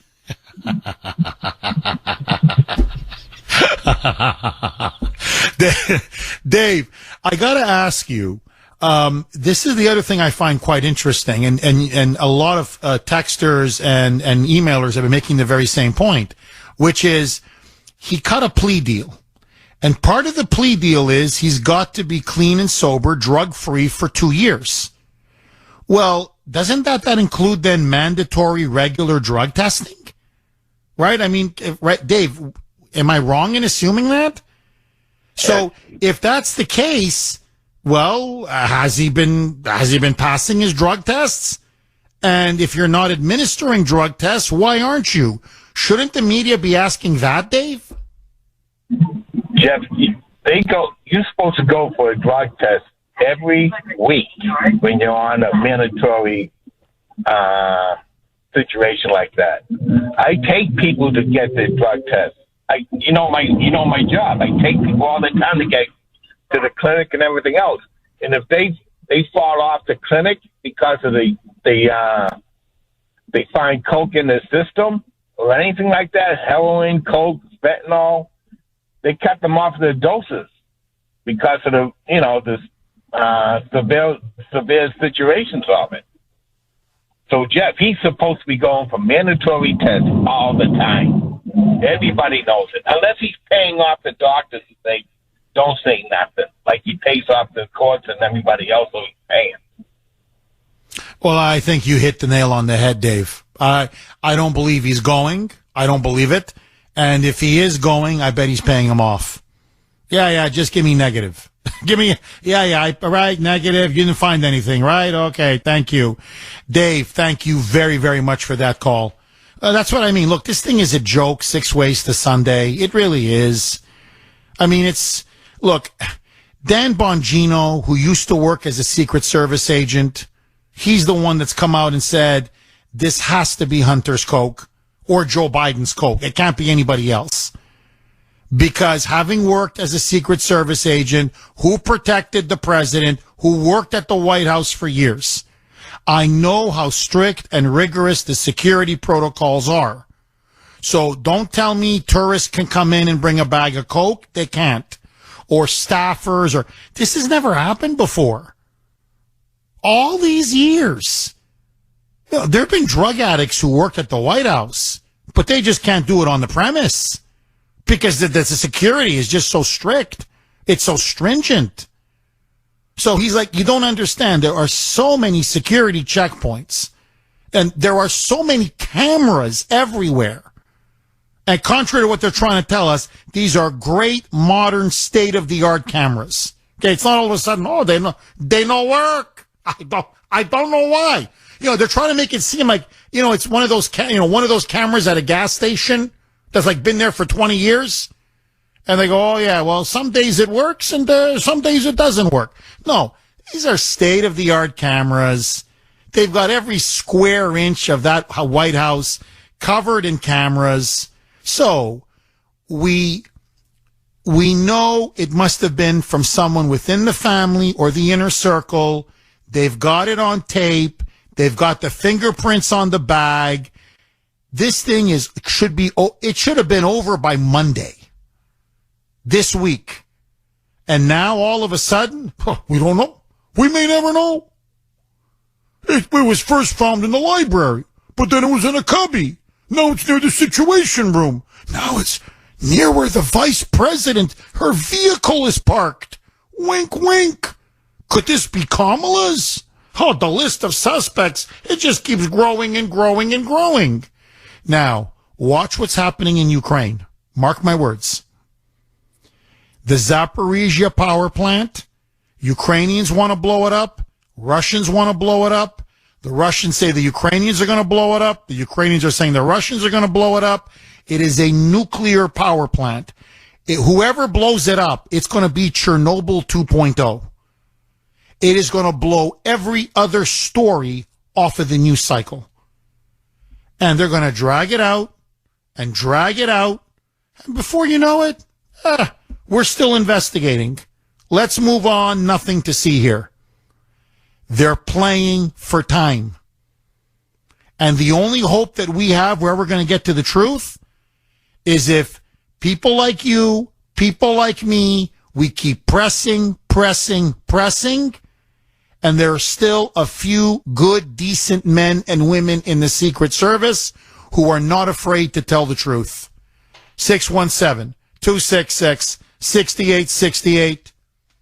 Mr. Garcia in New Jersey. Thanks for holding, Mr. Garcia, and welcome.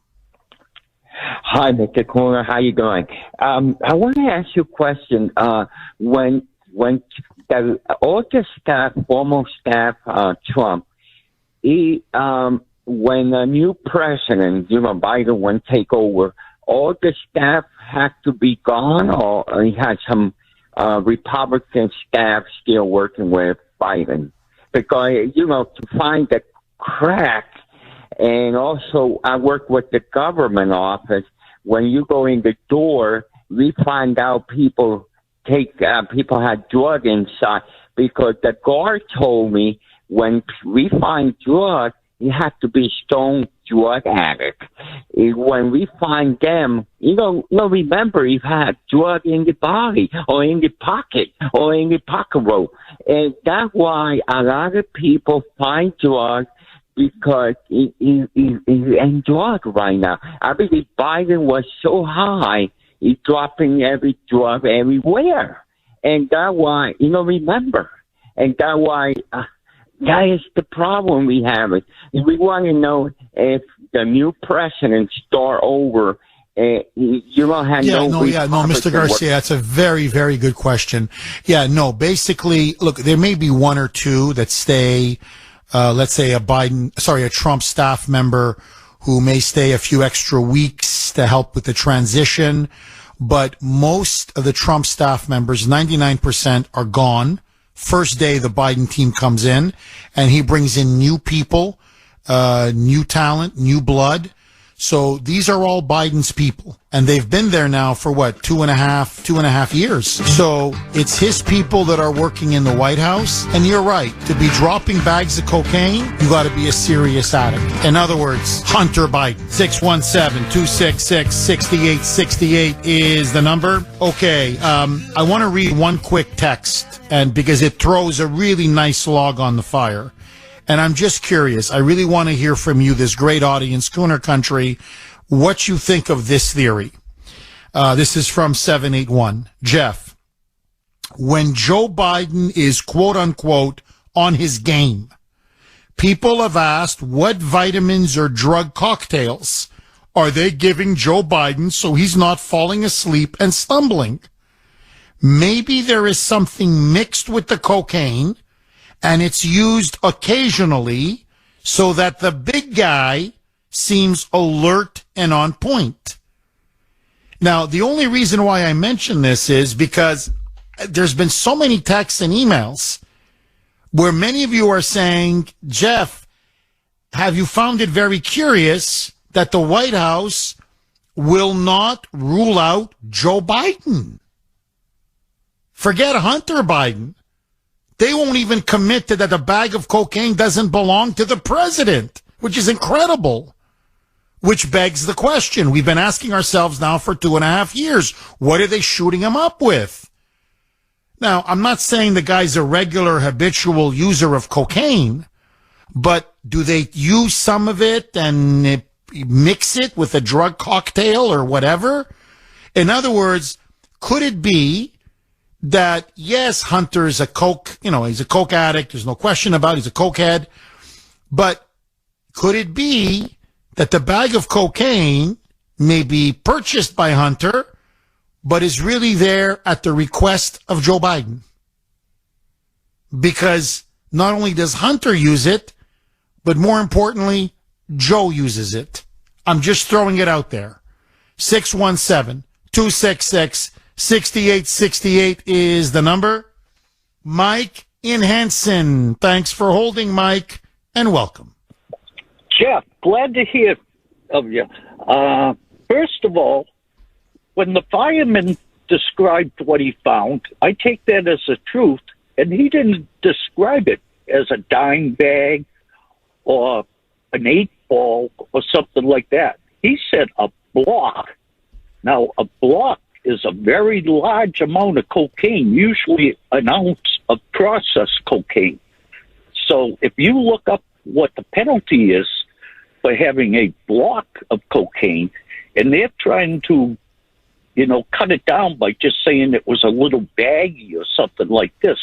This was a block. The fireman told the truth. That's a lot of cocaine. That is a great point. Oh, Mike, that is a great point. Look, and Mike, a couple of other callers have made the same point. You've made it as well, and I completely agree with you. Like, Mike, let's just hypothetically say you're a fireman, a police officer, whatever. You're first on the scene. You're not a political person. You don't work for the White House. You're not a political operative. You're not a Democratic operative. All you do is you're called to the scene. Like, whoa, what is this? Strange white substance. What is it? So your first reaction, that's why you say, I believe the fire department, the fire personnel. You go, well, it's in the library. I'm in the library. Why would you lie? You have no reason to lie. And, there's books everywhere. I mean, I'm in the library. And there's a block of cocaine. Okay, let's start testing it, whatever. And then, okay, the test came back, yellow star, whatever, yellow bar. And, it's test positive for cocaine hydrochloride. So I believe the fire department. I don't believe the spin afterwards.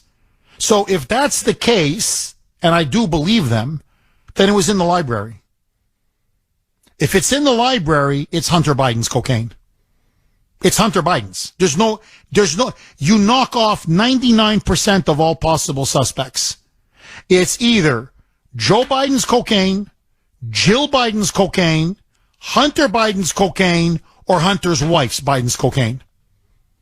There's only 4 possible suspects because that's how few people have access to the library. And you're right. At first it was, if you notice, a package. It was a block, which is a ton of cocaine. Then it became a bag. Then it became a baggie. Then it's just like a dime. It's like a dime. That's what you're saying now. It's like a dime's worth of cocaine. So the bag keeps moving and the cocaine keeps getting smaller and smaller and smaller and smaller. So I'm with you, Mike, all the way. I think it was a block of cocaine, a big bag, and it was in the library. And you're right, a big bag, that sends you to jail for a long time. A long time. And the library, then there's no doubt. You have a full-fledged political scandal, and either the president is on coke or the son is on coke. Pick your poison. Said, start describing it as a block instead of a little baggie. The truth is the truth. Oh, the truth is the truth. Mike, you know what? That's a brilliant observation. Can we play that dispatch call again? Mike, you or Sandy? Okay, here it is. Mike, to your point. Now, everybody, it's a little muffled, so listen to the dispatch call. Roll it, Mike. To repeat, I didn't copy your results on the Gemini. Gemini's results are new match found with a red bar. New match found in the library. We'll go ahead back and come on up. Correction record has that we have a result on the Gemini. We have a yellow bar stating cocaine hydrochloride. Pass number 53-21-4. I mean, Mike, it's clear. It wasn't a bag, and it was in the library. I mean, why would they lie? And you can, by the way, you can always tell they're professionals. They're sincere. They're honest. You can just tell they're just, ordinary working people doing their jobs and just calling it the way they see it. They're, as you put it, they're saying the truth. They're just the facts, the evidence, the truth. That's what we're dealing with. And that's what we've concluded. It's cocaine. Mike, agree? Yes? Yes. 100%.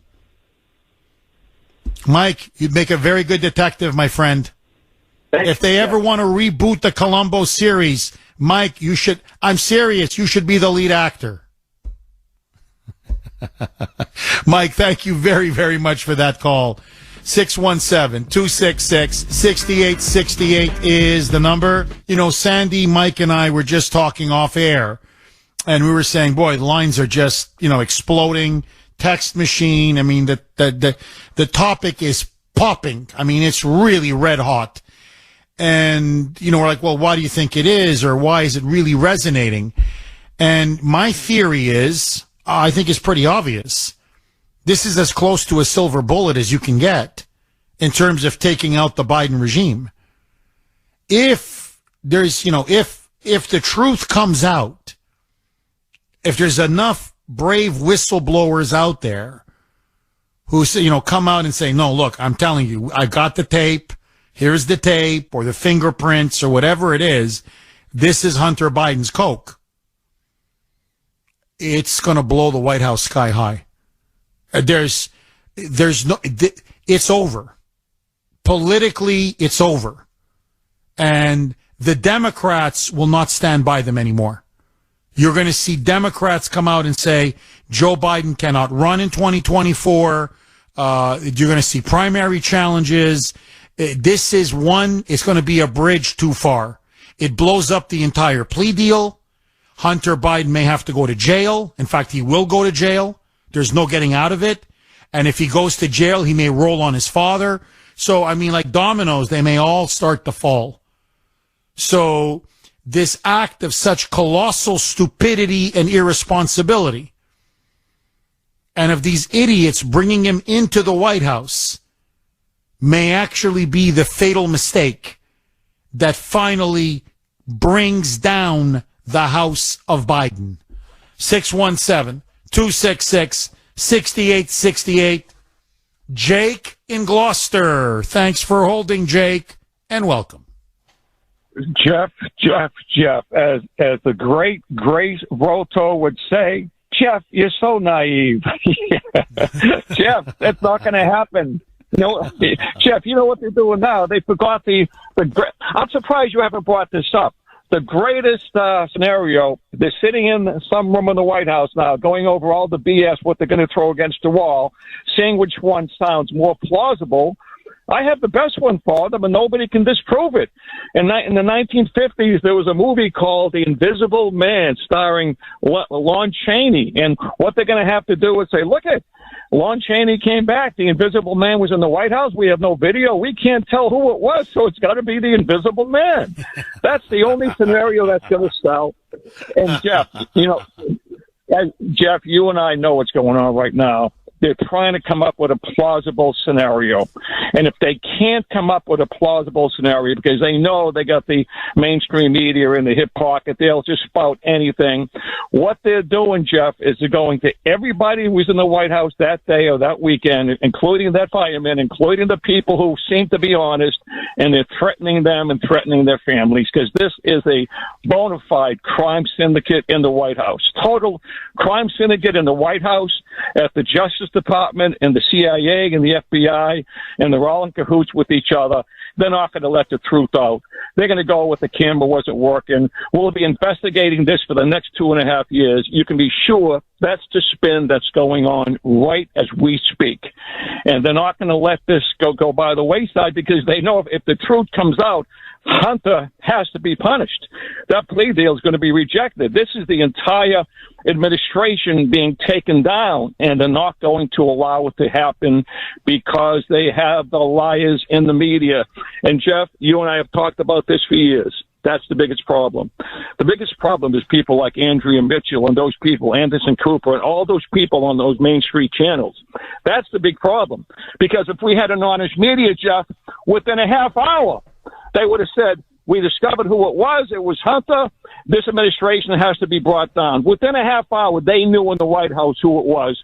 But by their delay and by their silence for the past 6, 7, 8 days, they are just telling us who it is. By their silence, by their, it's just incredible how so many people are so naive. Well, maybe it was a tourist, maybe it was this guy, maybe it was a Secret Service guy trying to hide it. Please, this is a crime syndicate. And Hunter Biden left that laptop. Thank goodness he's stupid, because without the laptop, we wouldn't be at least where we are today, Jeff. Oh, bingo. Almost. Bingo. Jake, I want to ask you this, because I think there's so many telling things, and you're right. It's so obvious what's going on. But I think the part now that has really shaken, even the White House press corps, like they're reeling over this. So let me just, to really drive the point home, Jake, if there was a bag of cocaine found in your house, just indulge me, and or the police ask you, Jake, is that your bag? Is that your son's bag? What would your answer be? I'd have to say, well, my cousin Vito was here last week. He's known to smoke a few things. I would, Jeff, I would say exactly what you said when they asked you. Of course not. In fact, Jeff, I've never even smoked a cigarette in my life. Never even took an illegal drug. Ever, ever, ever. And they're in spin mode to the hilt right now, Jeff, because this is it. Now, I hope that thing you played, the firemen going into the library, because they have said, some people have said that Hunter spent a lot of time in the library. Oh, yeah. No, and we know laptop. No, there's witnesses. There's witnesses. No, he spends a lot of time. He's on his laptop in the library all the time. All the time. Yeah, and as Mike said to me in the air, and he's not reading books, Jake. He's not a reader, Jake. Jeff, this is how this plays out. John Pierre's going to go on TV and say it's a continuing, and she'll talk in a computerized rote, saying, because it's all pre-scripted, that we are still investigating. We will get to the bottom of this, and then they'll have a big world war, and it's all going to be forgotten because they can't let this fall. Jeff, do you think that fireman that first got there, that investigator, is going to be threatened? Do you think anybody is going to come true and say, look, we're going to tell the truth? Anybody? Well, that's a very good point. I got to say, Jake, that's where you're with my wife. That's where you sound a lot like my wife, because that's exactly what she's saying. She goes, they're threatening people as we speak. You know, so she's more skeptical that there's going to be a whistleblower because of and because of how the Bidens roll. And you're right. This is a crime syndicate. This is not politics or politicians like we used to think of them. These are political gangsters. In other words, if you think, well, if this was the mob, how would the mob deal with this? A mafia crime family. That's how you have to think of the Bidens. That's what we're dealing with. And the mob, they break legs, they make threats, they kill, they extort, they blackmail, they intimidate. That's how they roll. That's how they stay in power. So, Jake, you got a very strong argument there. No question about it. Jake, thank you so much for that call. Look, I'm going to play the cuts a little bit later, but to reinforce Jake's point, there is a whistleblower. You need to hear this. A key Hunter Biden whistleblower. It's one of his business partners with this Chinese energy giant CEFC, which has very close ties to the Chinese Communist Party. Long story short, he was an advisor to the Chinese energy giant for 4 years. He was Hunter's business partner. He's got the emails. He's got the receipts. He now can pin Hunter and Joe Biden. He's got them. He's got them dead to rights. He is on the run. He's on the run. He had to give a video testimonial saying, if I don't survive or if something happens to me, I want you to know that I've been on the run because the Biden regime has threatened to murder me. They've threatened to kill me. His name is Dr. Gal Luft. Now, I'm going to play some of the cuts a little bit later on. I don't want to break the flow of this, but my point is just this. If they're openly threatening to murder a whistleblower who will conclusively show that Hunter Biden was taking millions and millions and millions of dollars from a massive Chinese energy company directly tied to the Chinese Communist Party, and by the way, handed them state secrets. This is what he goes, I was his partner. I'm telling you, he handed over classified information, state secrets from his father, Joe, to Hunter. That's what the Chinese were getting for their money. What do you think they're paying these people millions of dollars for? Because Hunter knows how to party with Russian prostitutes? Like, we need him to tell us how to bang a Russian prostitute? We don't need him for that.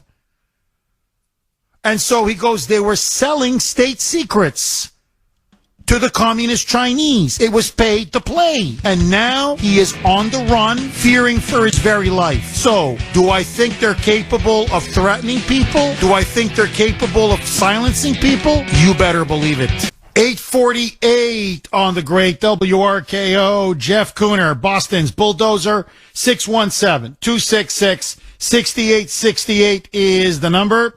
Okay, so Sandy made a very, very good point to me. So I just want to slightly amend what I said before. Slight modification. So this Dr. Gal Luft, he's the whistleblower, wasn't Hunter Biden's business partner. Here's what he was. He was an advisor / consultant to this massive Chinese energy firm, CEFC, which did a lot of business with Hunter, with Joe Biden and the Biden crime family.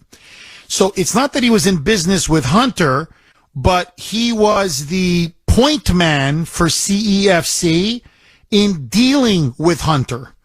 So he had a lot of contact with Hunter Biden.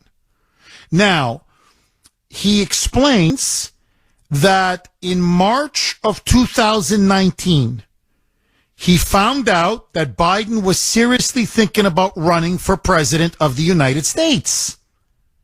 And so you got to hear this. You're not going to get this in the mainstream media. This blows the entire lid off the Biden crime family. This man now is in fear for his life. He is literally on the run. So he sets up a meeting. This is 2019, March.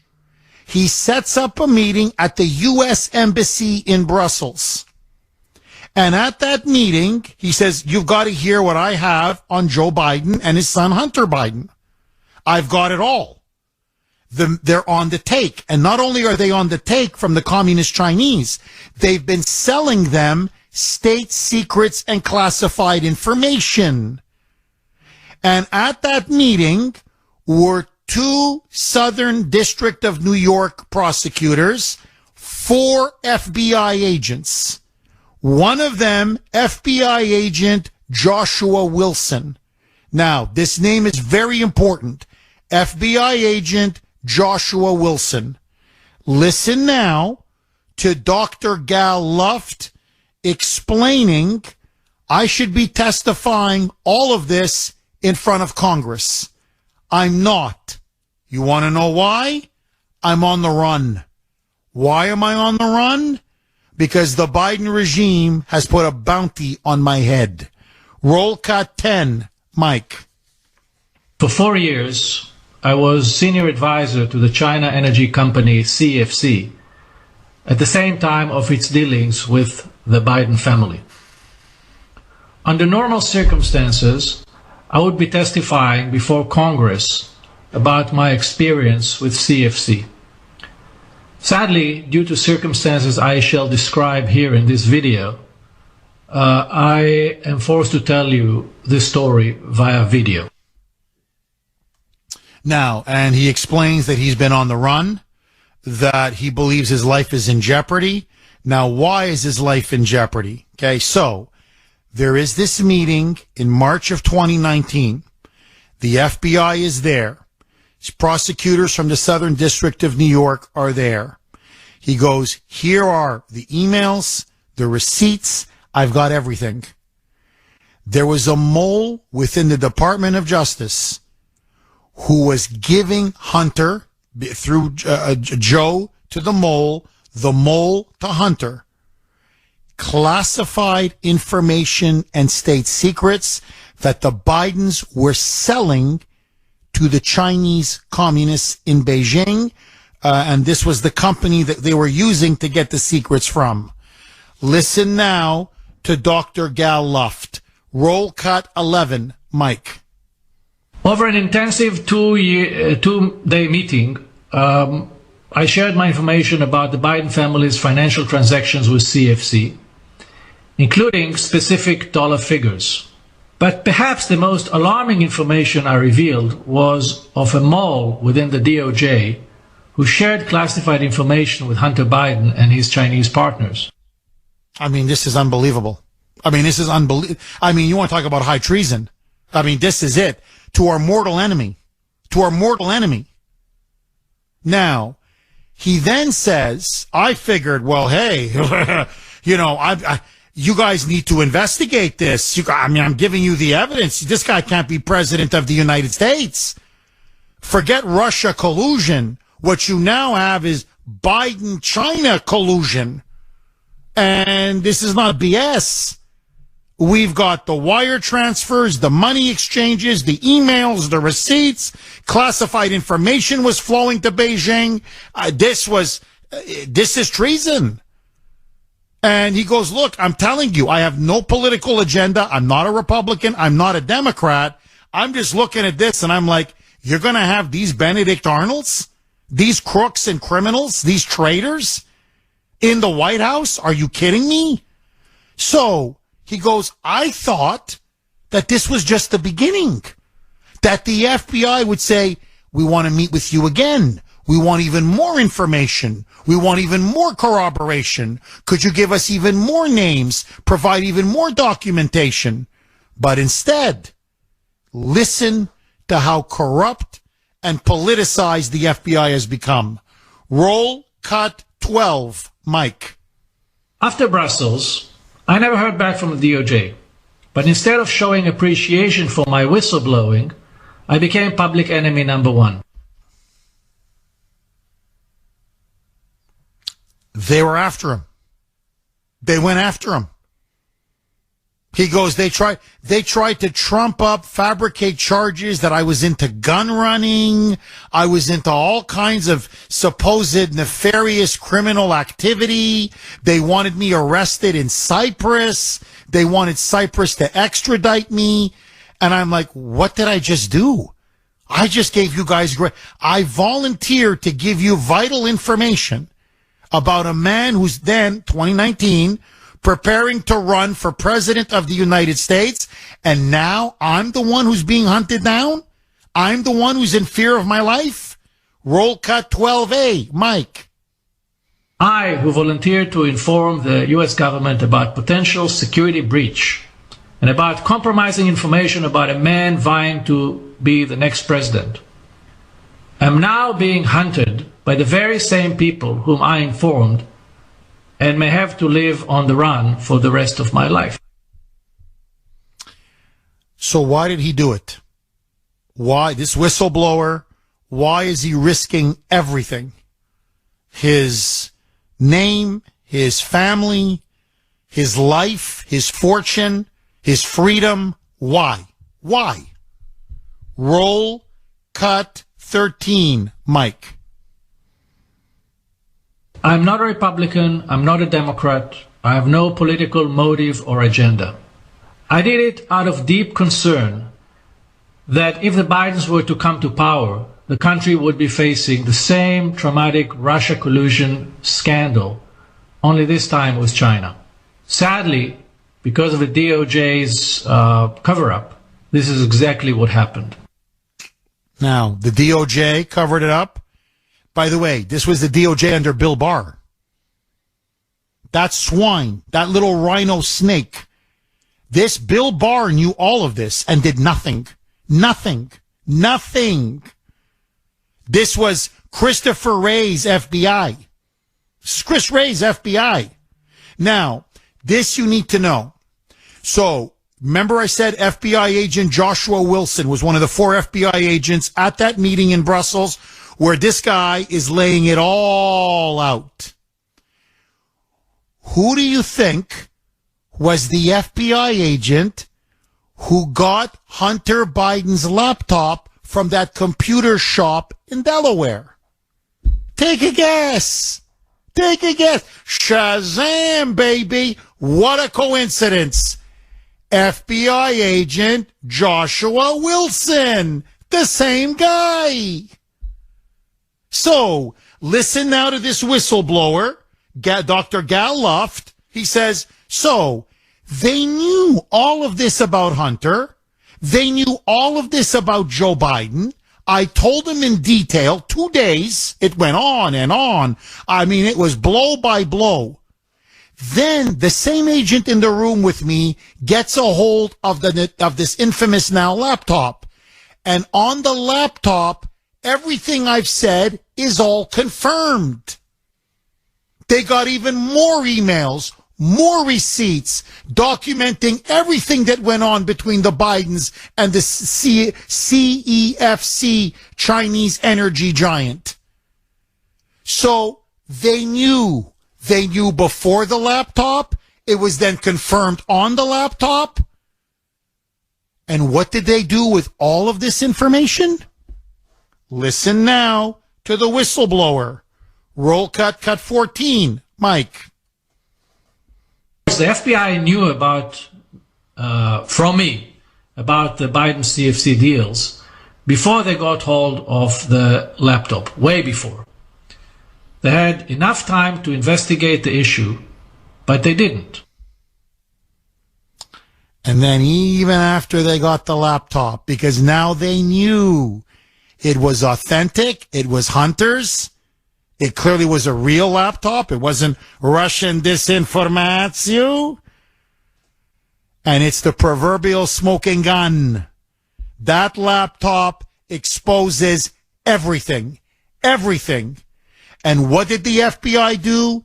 They buried it. They covered it up. Now, listen to this. That's why you have a lot of whistleblowers on the cocaine issue are going to be very reluctant to talk or say anything. Because after this guy spoke, he never got a call from the FBI or the DOJ again. In fact, the exact opposite happened. They started to turn not on Hunter. No. Not on Joe. Not on the criminals and the traitors. But on him, the whistleblower, the truth teller. Roll cut 15. Mike. Finally, in February this year, I was arrested in Cyprus on an extradition request from the Southern District of New York, the very same office that met with me in Brussels. The 7-count indictment said I violated the Arms Export Control Act, and if I convicted, I would face up to 100 years in prison.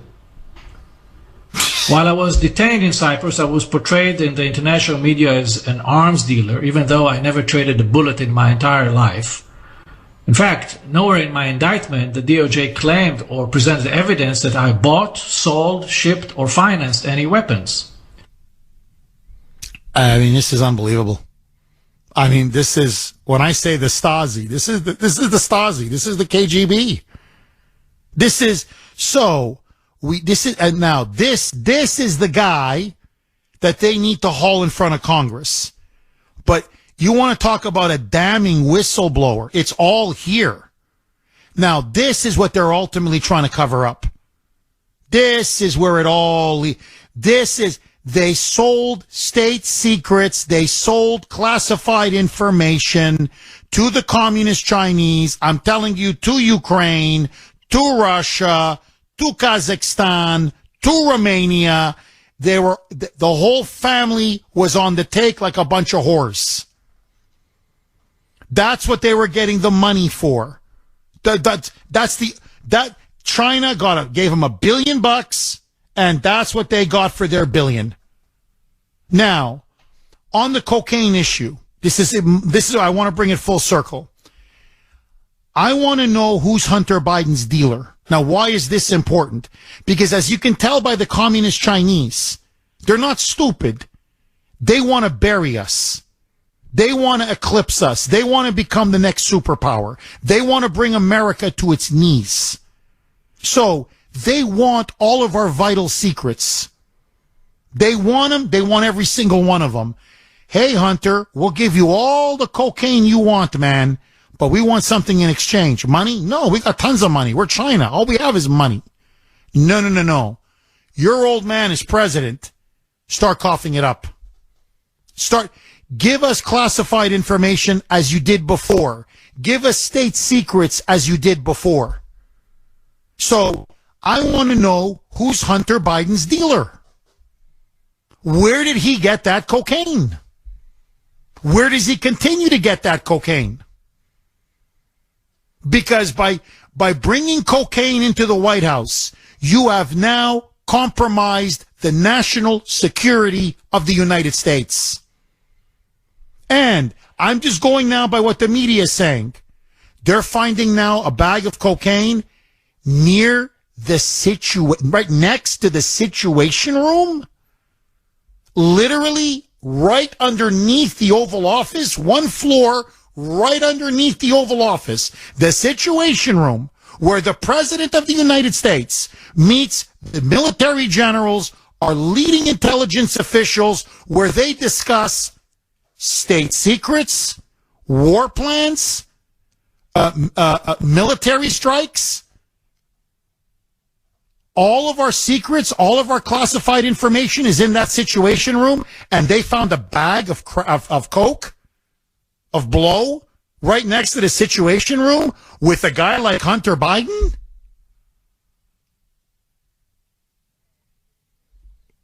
If this was Trump, rightly, you would see a media feeding frenzy like you have never seen in the history of the world. This would dwarf Watergate. This would make Watergate look like a Sunday picnic. If that bag of cocaine comes out that it's Hunter's, this regime is finished. Finished. And they know it, and that's why now they're trying to sweep it under the rug. 617-266-6868. I want to give a big hat tip to the New York Post for having the guts to break this story. Craig in Maine. Thanks for holding, Craig, and welcome. Hey, Jeff. How you doing, buddy? I'm good. How are you, Craig? I'm great. Hey, listen, I think what's happening here is that we're looking at the shiny object in the room. This cocaine story is nothing more than the submarine 2 weeks ago. There's been continuous efforts to expose this regime in Congress, and a lot of reports have been coming out that people have been neglecting to talk about because we're all looking at that shiny object. Well, let me ask you this, Craig. Craig, let me ask you, what do you think it's distracting us from? What are the more important issues that you think we need to be discussing and that they're trying to bamboozle us with? Starters, the Biden regime, it's taking the focus off of these investigations. So the media is not talking about the corruption. We're all talking about the cocaine. And I've got another theory on the whole cocaine thing.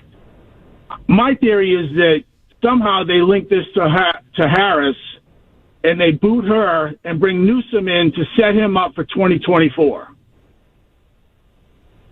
Well, I got to say, Craig, that is a very interesting take. That's what a lot of people on social media are saying, because if you notice, and I could play the cut again, but I don't want to bore you, when MSNBC broke their story, they really went out of their way to say, well, now the bag of cocaine was found near the Situation Room in the West Executive Branch of the White House, near the entrance where the Vice President, Kamala Harris, has her vehicle parked. And I'm thinking, why would you mention her name? It's almost like, they throw her name and like, wink, wink, wink. She's a suspect. Wink, wink. Maybe it's her bag of coke. Wink, wink. And you're right, Craig. Biden can't stand her. Jill can't stand her. They'd love to get her out of the way. If they could pin this on her, that would kick her out, set up a successor as VP. If Joe doesn't run, let's say it's Gavin, the decks are cleared. That, but it also takes the focus off of the investigations into the Biden regime and all this stuff, the whistleblowers and everything else. All we're doing is talking about Hunter and cocaine. Well, you may be right, Craig. Look, we'll find out. I mean, all this is going to come to a head, I think, pretty quickly. I know Kuhner now wants to have access to this whistleblower I just, played the last 10, 15 minutes, Gal Luft, and get a lot more information from him.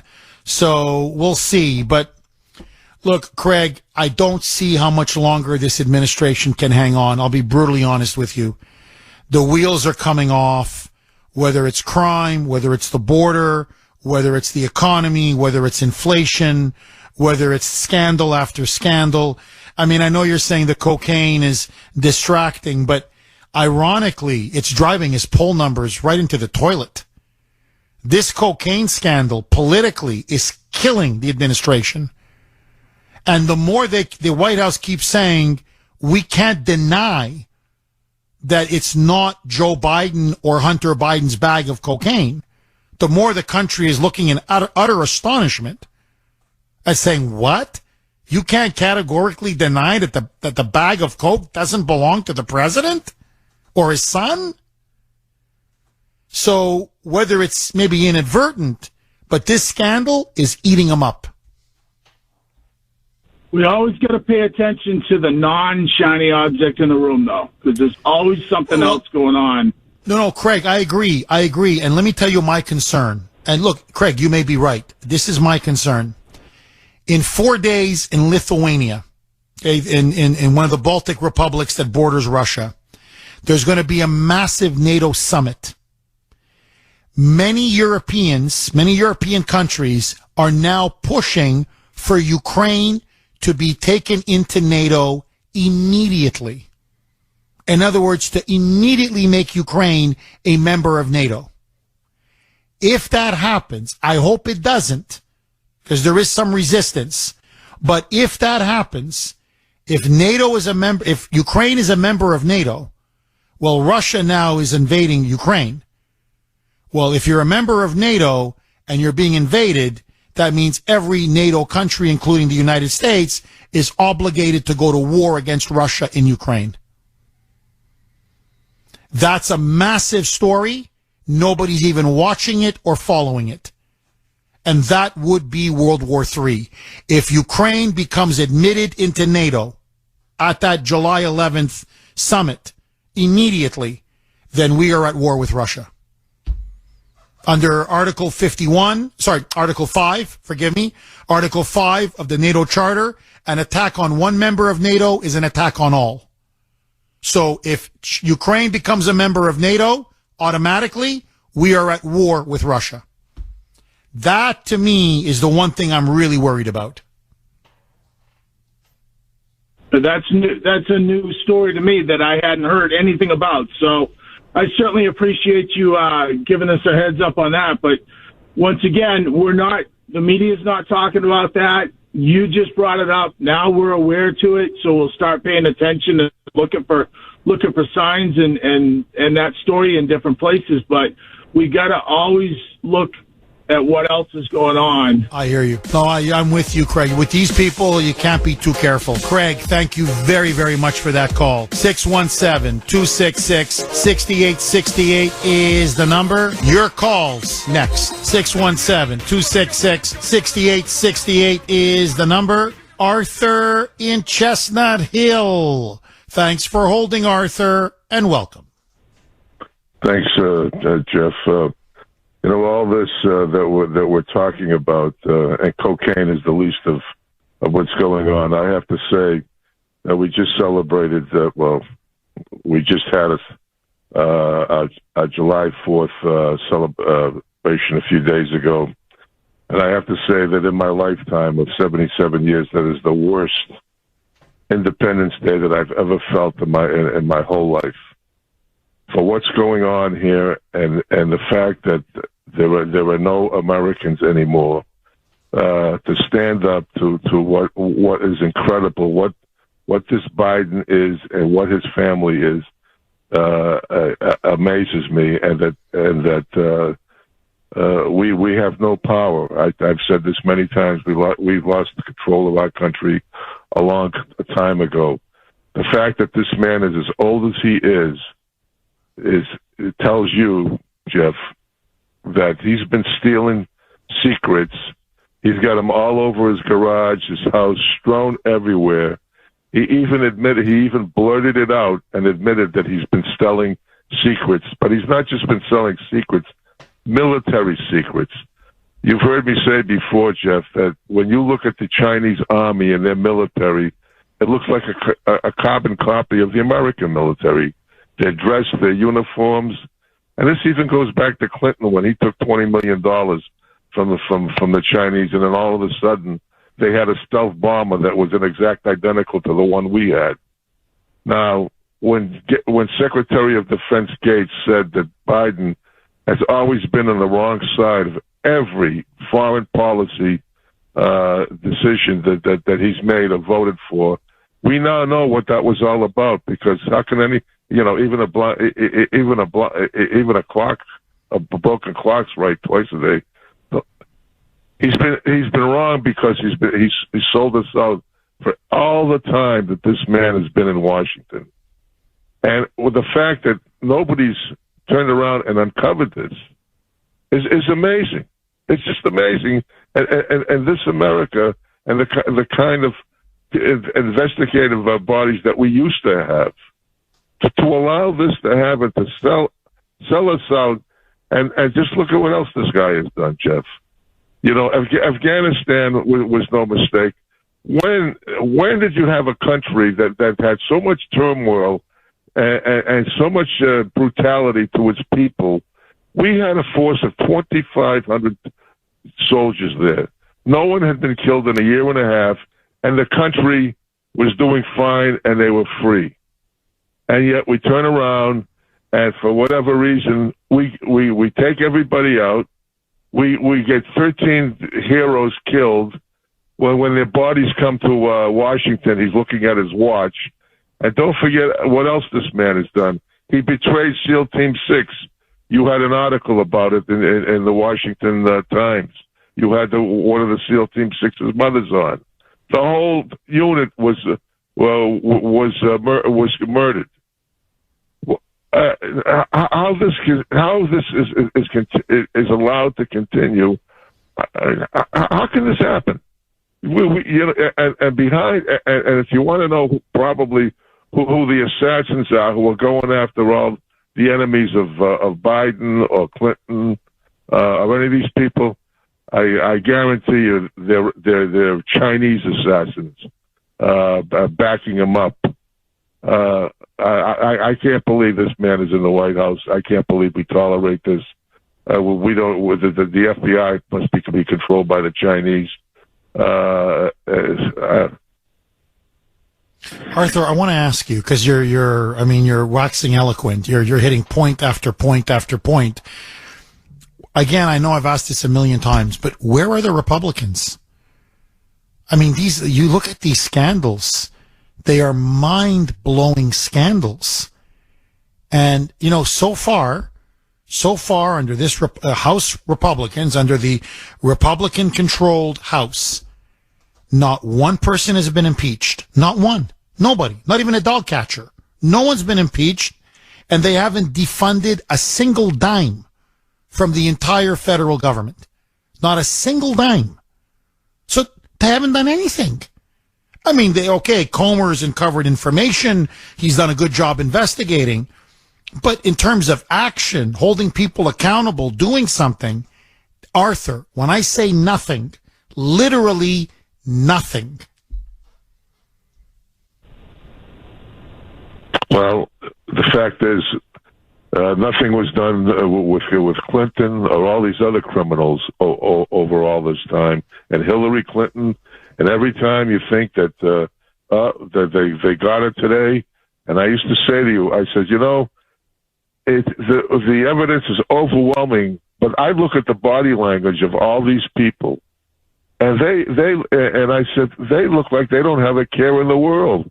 Now they must know more about this than we do, because they've got the power.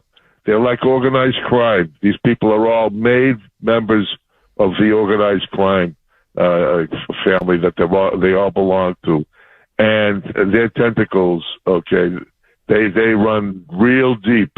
They've got their hands in everything. They control everything. Why we've tolerated this is not even a media. Why we've put up with this for so long is beyond me. Why we've put up with Biden for so long is beyond me. And if nothing's happened to him now, Jeff, I don't see how anything's going to happen to him. He shows up. The fact that him and his wife are speaking about America on Independence Day makes me sick to my stomach. Makes me sick to my stomach. And I've said to you before, and Reagan has said this, and the latest person to say this. If America goes down, the world goes down. Drop the mic. If America falls, where do we go to? 617-266-6868 is the number. Okay, joining us now, as she always does at this time, the president, CEO of Kelly Financial Services. And yes, that is her name, Kelly. Kelly, how are you? Good morning, Jeff. I am good. This morning, I would like to give you and your listeners a preview of a discussion John Boudris and myself will have tomorrow morning at 9 a.m. on Safe Money Strategies Radio, because the subject matter is so important. We spend a lot of time helping people on the financial planning side of their retirement, but there's another side that needs to be considered, and that's the emotional transition you'll make as you enter retirement. For many of us, that means leaving a career and part of your identity behind.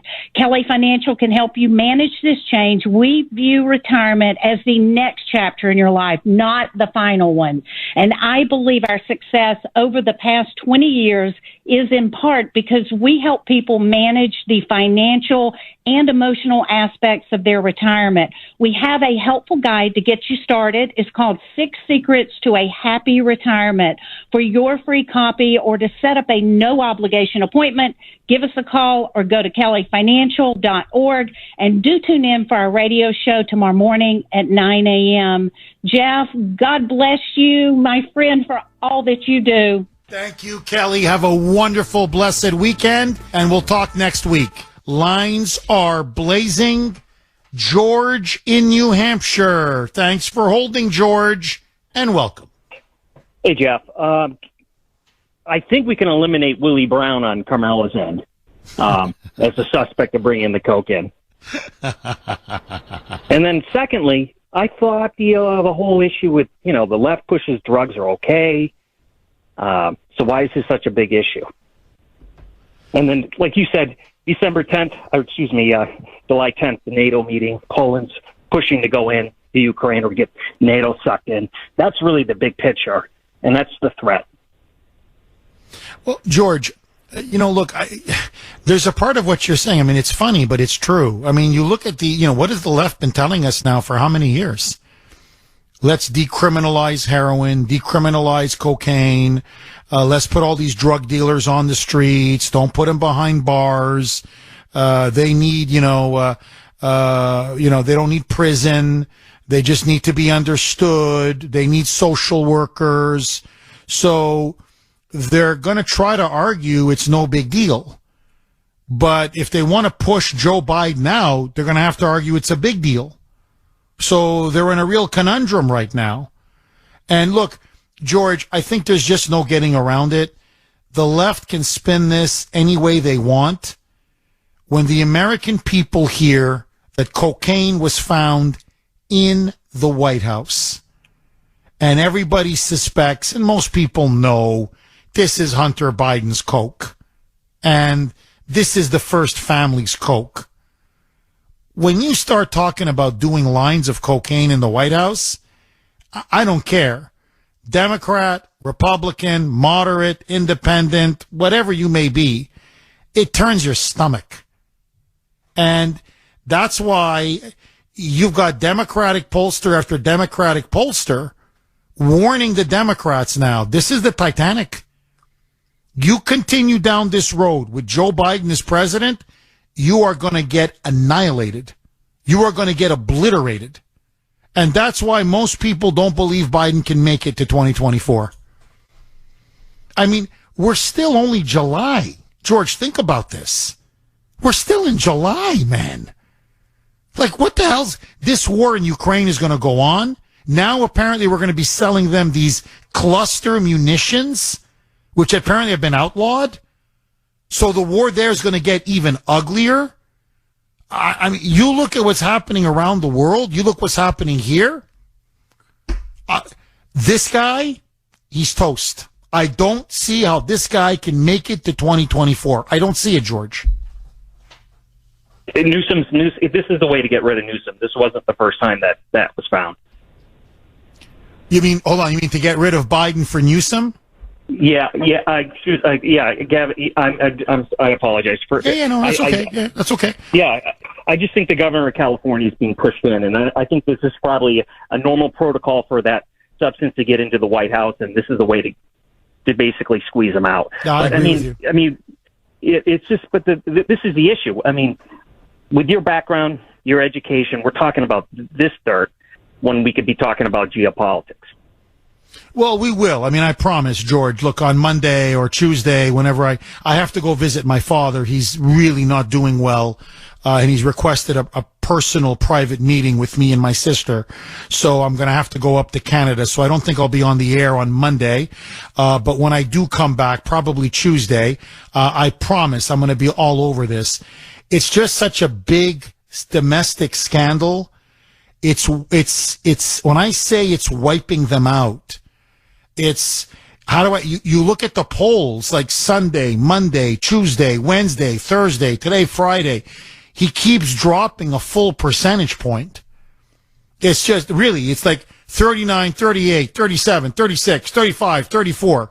So the more people find out about cocaine in the White House, it's like a cancer. It's eating away. And the one that's blowing everyone's mind, George, I know I've said it 10 times. I don't want to keep beating a dead horse, but that the White House cannot disown it. That the White House cannot say it's not Joe Biden's bag of coke and it's not Hunter's bag of coke. That's where everyone is like, whoa. We're watching the implosion of a presidency right in front of our eyes, George. It's not good. But anyways, hey, well, good luck with your dad. And thank you. Thanks. Thank you, George. Look, it is what it is. I mean, they installed him. It's like a banana republic. It's like Colombia. I'm serious. Oh, yeah, in the presidential office at the presidential palace in Colombia. Yeah, they do cocaine. Of course they do cocaine. The son does cocaine. They have parties. The old man does cocaine. Everybody does cocaine. That's what and you sell state secrets. And you sell your country down the river to the highest bidder, and you leave a billionaire. That's why you run for president of Colombia. So that's you put in these people, you become a third world banana republic. Keith in Rhode Island. Thanks for holding, Keith, and welcome. Thanks for taking my call, Jeff. Been a couple years since I talked to you. Welcome back. Hey, welcome back, Keith. Thanks. So you asked a couple questions. I'll give you my answers on them. One, what are the Republicans doing, or what have they done? And if their track record is any indication, and the fact that we're in the midst of a communist coup, my money would be on nothing. The reason I really did call was the question of that you asked, where did Hunter Biden get this cocaine? I mean, obviously it's probably his. That's a great question. If this was a brick of cocaine, that tells me it was probably more pure. He's not buying this from guys on the street. He's getting it from somebody high up the chain. So my question is, how high up the chain? Look at our policies on the southern border. Look at what's going on there. Has he been compromised by the cartels? That's a serious question that needs to be asked. That's a great point. That's a great point. I didn't even think about that, but you're right. I mean, the Mexican drug cartels are heavily invested in Biden. They're making more money now than they've ever made. Billions and billions. I mean, hand over fist. So who's keeping the border wide open for him? Joe. Who's allowing all the fentanyl and the drugs and the heroin and the cocaine to come in? Joe. All of the child trafficking, the human trafficking? Joe. So, what's giving this guy a kilo of cocaine? Here, Hunter, knock yourself out, man. No, it's a freebie. Hunter, it's a freebie. Tell your dad, thank you. Gracias. I want to go back to your earlier point, Keith. You're saying, Jeff, what are the Republicans doing? This just broke 15 minutes ago. Do you know what they're doing, Keith? Take a guess. Nothing? No. Well, actually worse. They now say they're going to investigate the cocaine in the White House. That's right. Republicans say now they're going to open an investigation, and they're going to have one of their committees begin to start investigating, and maybe 5 years from now we'll get a report. So they're investigating. You're going to see clowns, so just enjoy Clown World while you're here. What I will say, I'll leave you on this note. We're all saying, hey, this is Hunter Biden's. I mean, we don't know this, Jeff. For all we know, it could be Joe's. I mean, we know he loves sniffing little kids. Maybe he loves sniffing the coke, too. Keith, thank you. Thank you very much for that call. 617-266-6868 is the number. To me, it's just incredible that the country doesn't know if the bag of cocaine belongs to the president or to the son. You call up, the reporters ask the White House on Air Force One, look, we just want to know, can you just tell us for sure that this doesn't belong to either the president or his son? No. What?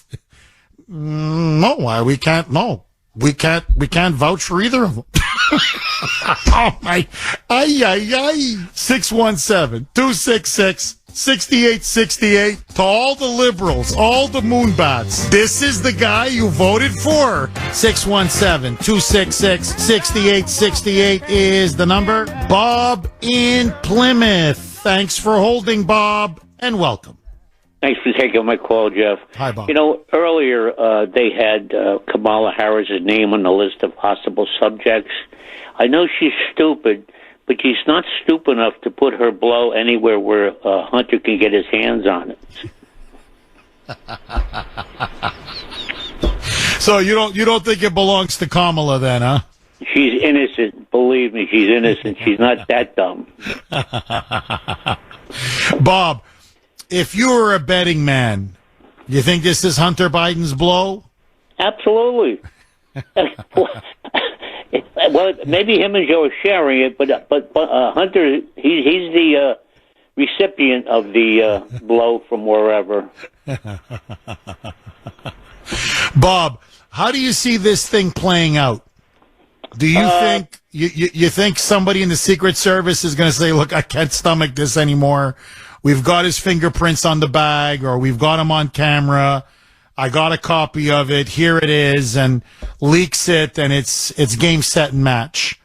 Do you think they're going to go down, or do you think they'll cover this up one more time. He ordered the rug to be installed to sweep it under.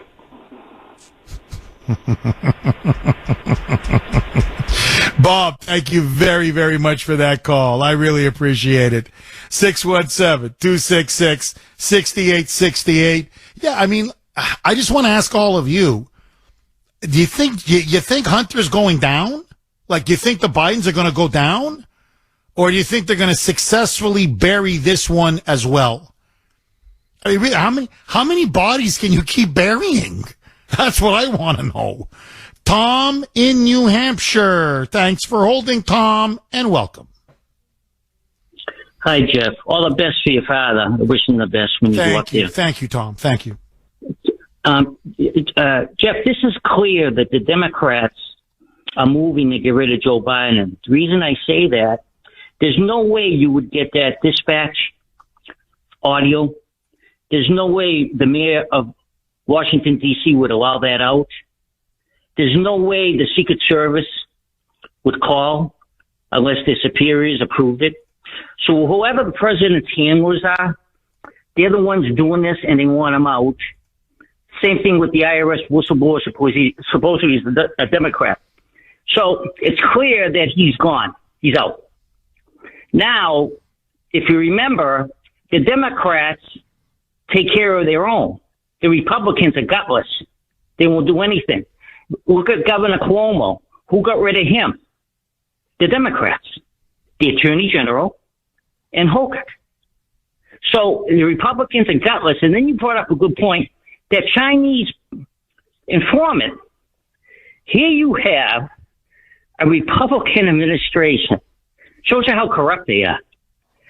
Who doesn't report to the president, Ray.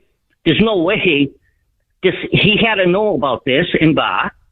So the handlers, whether it's McConnell who put him in, or they claim Chris Christie put Ray in, they covered this up and allow a corrupt Democratic person to be president. They're more corrupt than the Democrats on that point. And you want people, the conservative media wants people to vote for Republicans? The Democrats are awful. They're radicals. They've been trying to destroy the country for 100 years. But think about this. In the last 100 years, when have you ever seen a Democrat president, administration, cover up for a Republican running for president who's corrupt? Never happened. That's true. It shows you how corrupt the Republicans are, the administration, the Democrats are. It's unbelievable. Oh, Tom, you're absolutely dead on. Look, really, the Republican Party is so rotten and so corrupt. You're completely right. So vile, so gutless, so yellow-livered, so compromised. And it's obvious now. I mean, it's just so obvious. I mean, if this was you or me in Congress, I mean, we'd be going to town on Biden and the Democrats and the Biden regime. And just look at how cowardly they are. So, you're completely right. What I would just say is this, Tom, and it's not that I'm trying to quibble. I'm listening to you and I'm like, look, take Russia. I'm just going to use Russia as an example, but I can use almost any country in Central Eastern Europe. And if you come from that part of the world, you know what I mean. There's a saying they have. There's corruption and then there's corruption. And what do they mean by that? Yeah, Putin is corrupt. His inner circle is corrupt. But they're not traitors. In other words, even their corruption has limits. Okay, they'll steal from you. They'll steal from their own people. But they would never sell out to a foreign power. In other words, hey, we may be gangsters, but we're patriotic gangsters. We're not going to sell out Mother Russia. Like some things you just don't do. So you're right. I mean, we've had so many corrupt politicians. But there's there's corruption and then there's a traitor. There's a Benedict Arnold. To me, the line that has been crossed now with Biden clearly, and this is where I really fault the Republicans, he's a traitor. As I played the cut from that whistleblower, they were selling state secrets and classified information to the communist Chinese. Now, look, I mean, I'm not in Congress. I didn't even take an oath to, I did as a naturalized immigrant, but I'm not elected to Congress with an oath and, that I'm going to defend the Constitution as an elected representative. And my blood is boiling that they did this. Nothing. Tom, they don't even blink. They don't even call a press conference and at least pretend that they care. They just, let's talk about the budget, the election next year. Can we get a majority in the Senate? Like nothing. If I got Jim Jordan on or anyone else and say, okay, now in the wake of these revelations, are you going to impeach? Oh, I got to go through the House conference. There has to be unanimity. We have to see if Kevin McCarthy wants to do it. So when you're faced with the betrayal of your own country at the highest possible levels and you still do nothing, you're useless to me. You're worse than useless to me. Tom, am I wrong? No. Can I say one more thing, Jeff? I agree with you that, of course, Biden, if he did all this, he's a traitor. But aren't the Republicans in charge at the time in 2019? Traitors as well. Oh, Ray, yes. Oh, yes. And McConnell, who they report to, or if it's Chris Christie, aren't they all traitors? Oh, no question. No question. Okay. They're complicit. They're aiding and abetting. There's no question. No, there's no question. Look, really, Tom, it's a swamp. It's a swamp. That's what it is. It's a swamp. It's dirty. It's corrupt. It's filthy. And we got to drain it. If we don't drain it, I'm telling you, look, to end on this note, we have two choices. I'm telling you, only two choices. Either we kill the swamp or the swamp kills us. That's the only question. Bye-bye.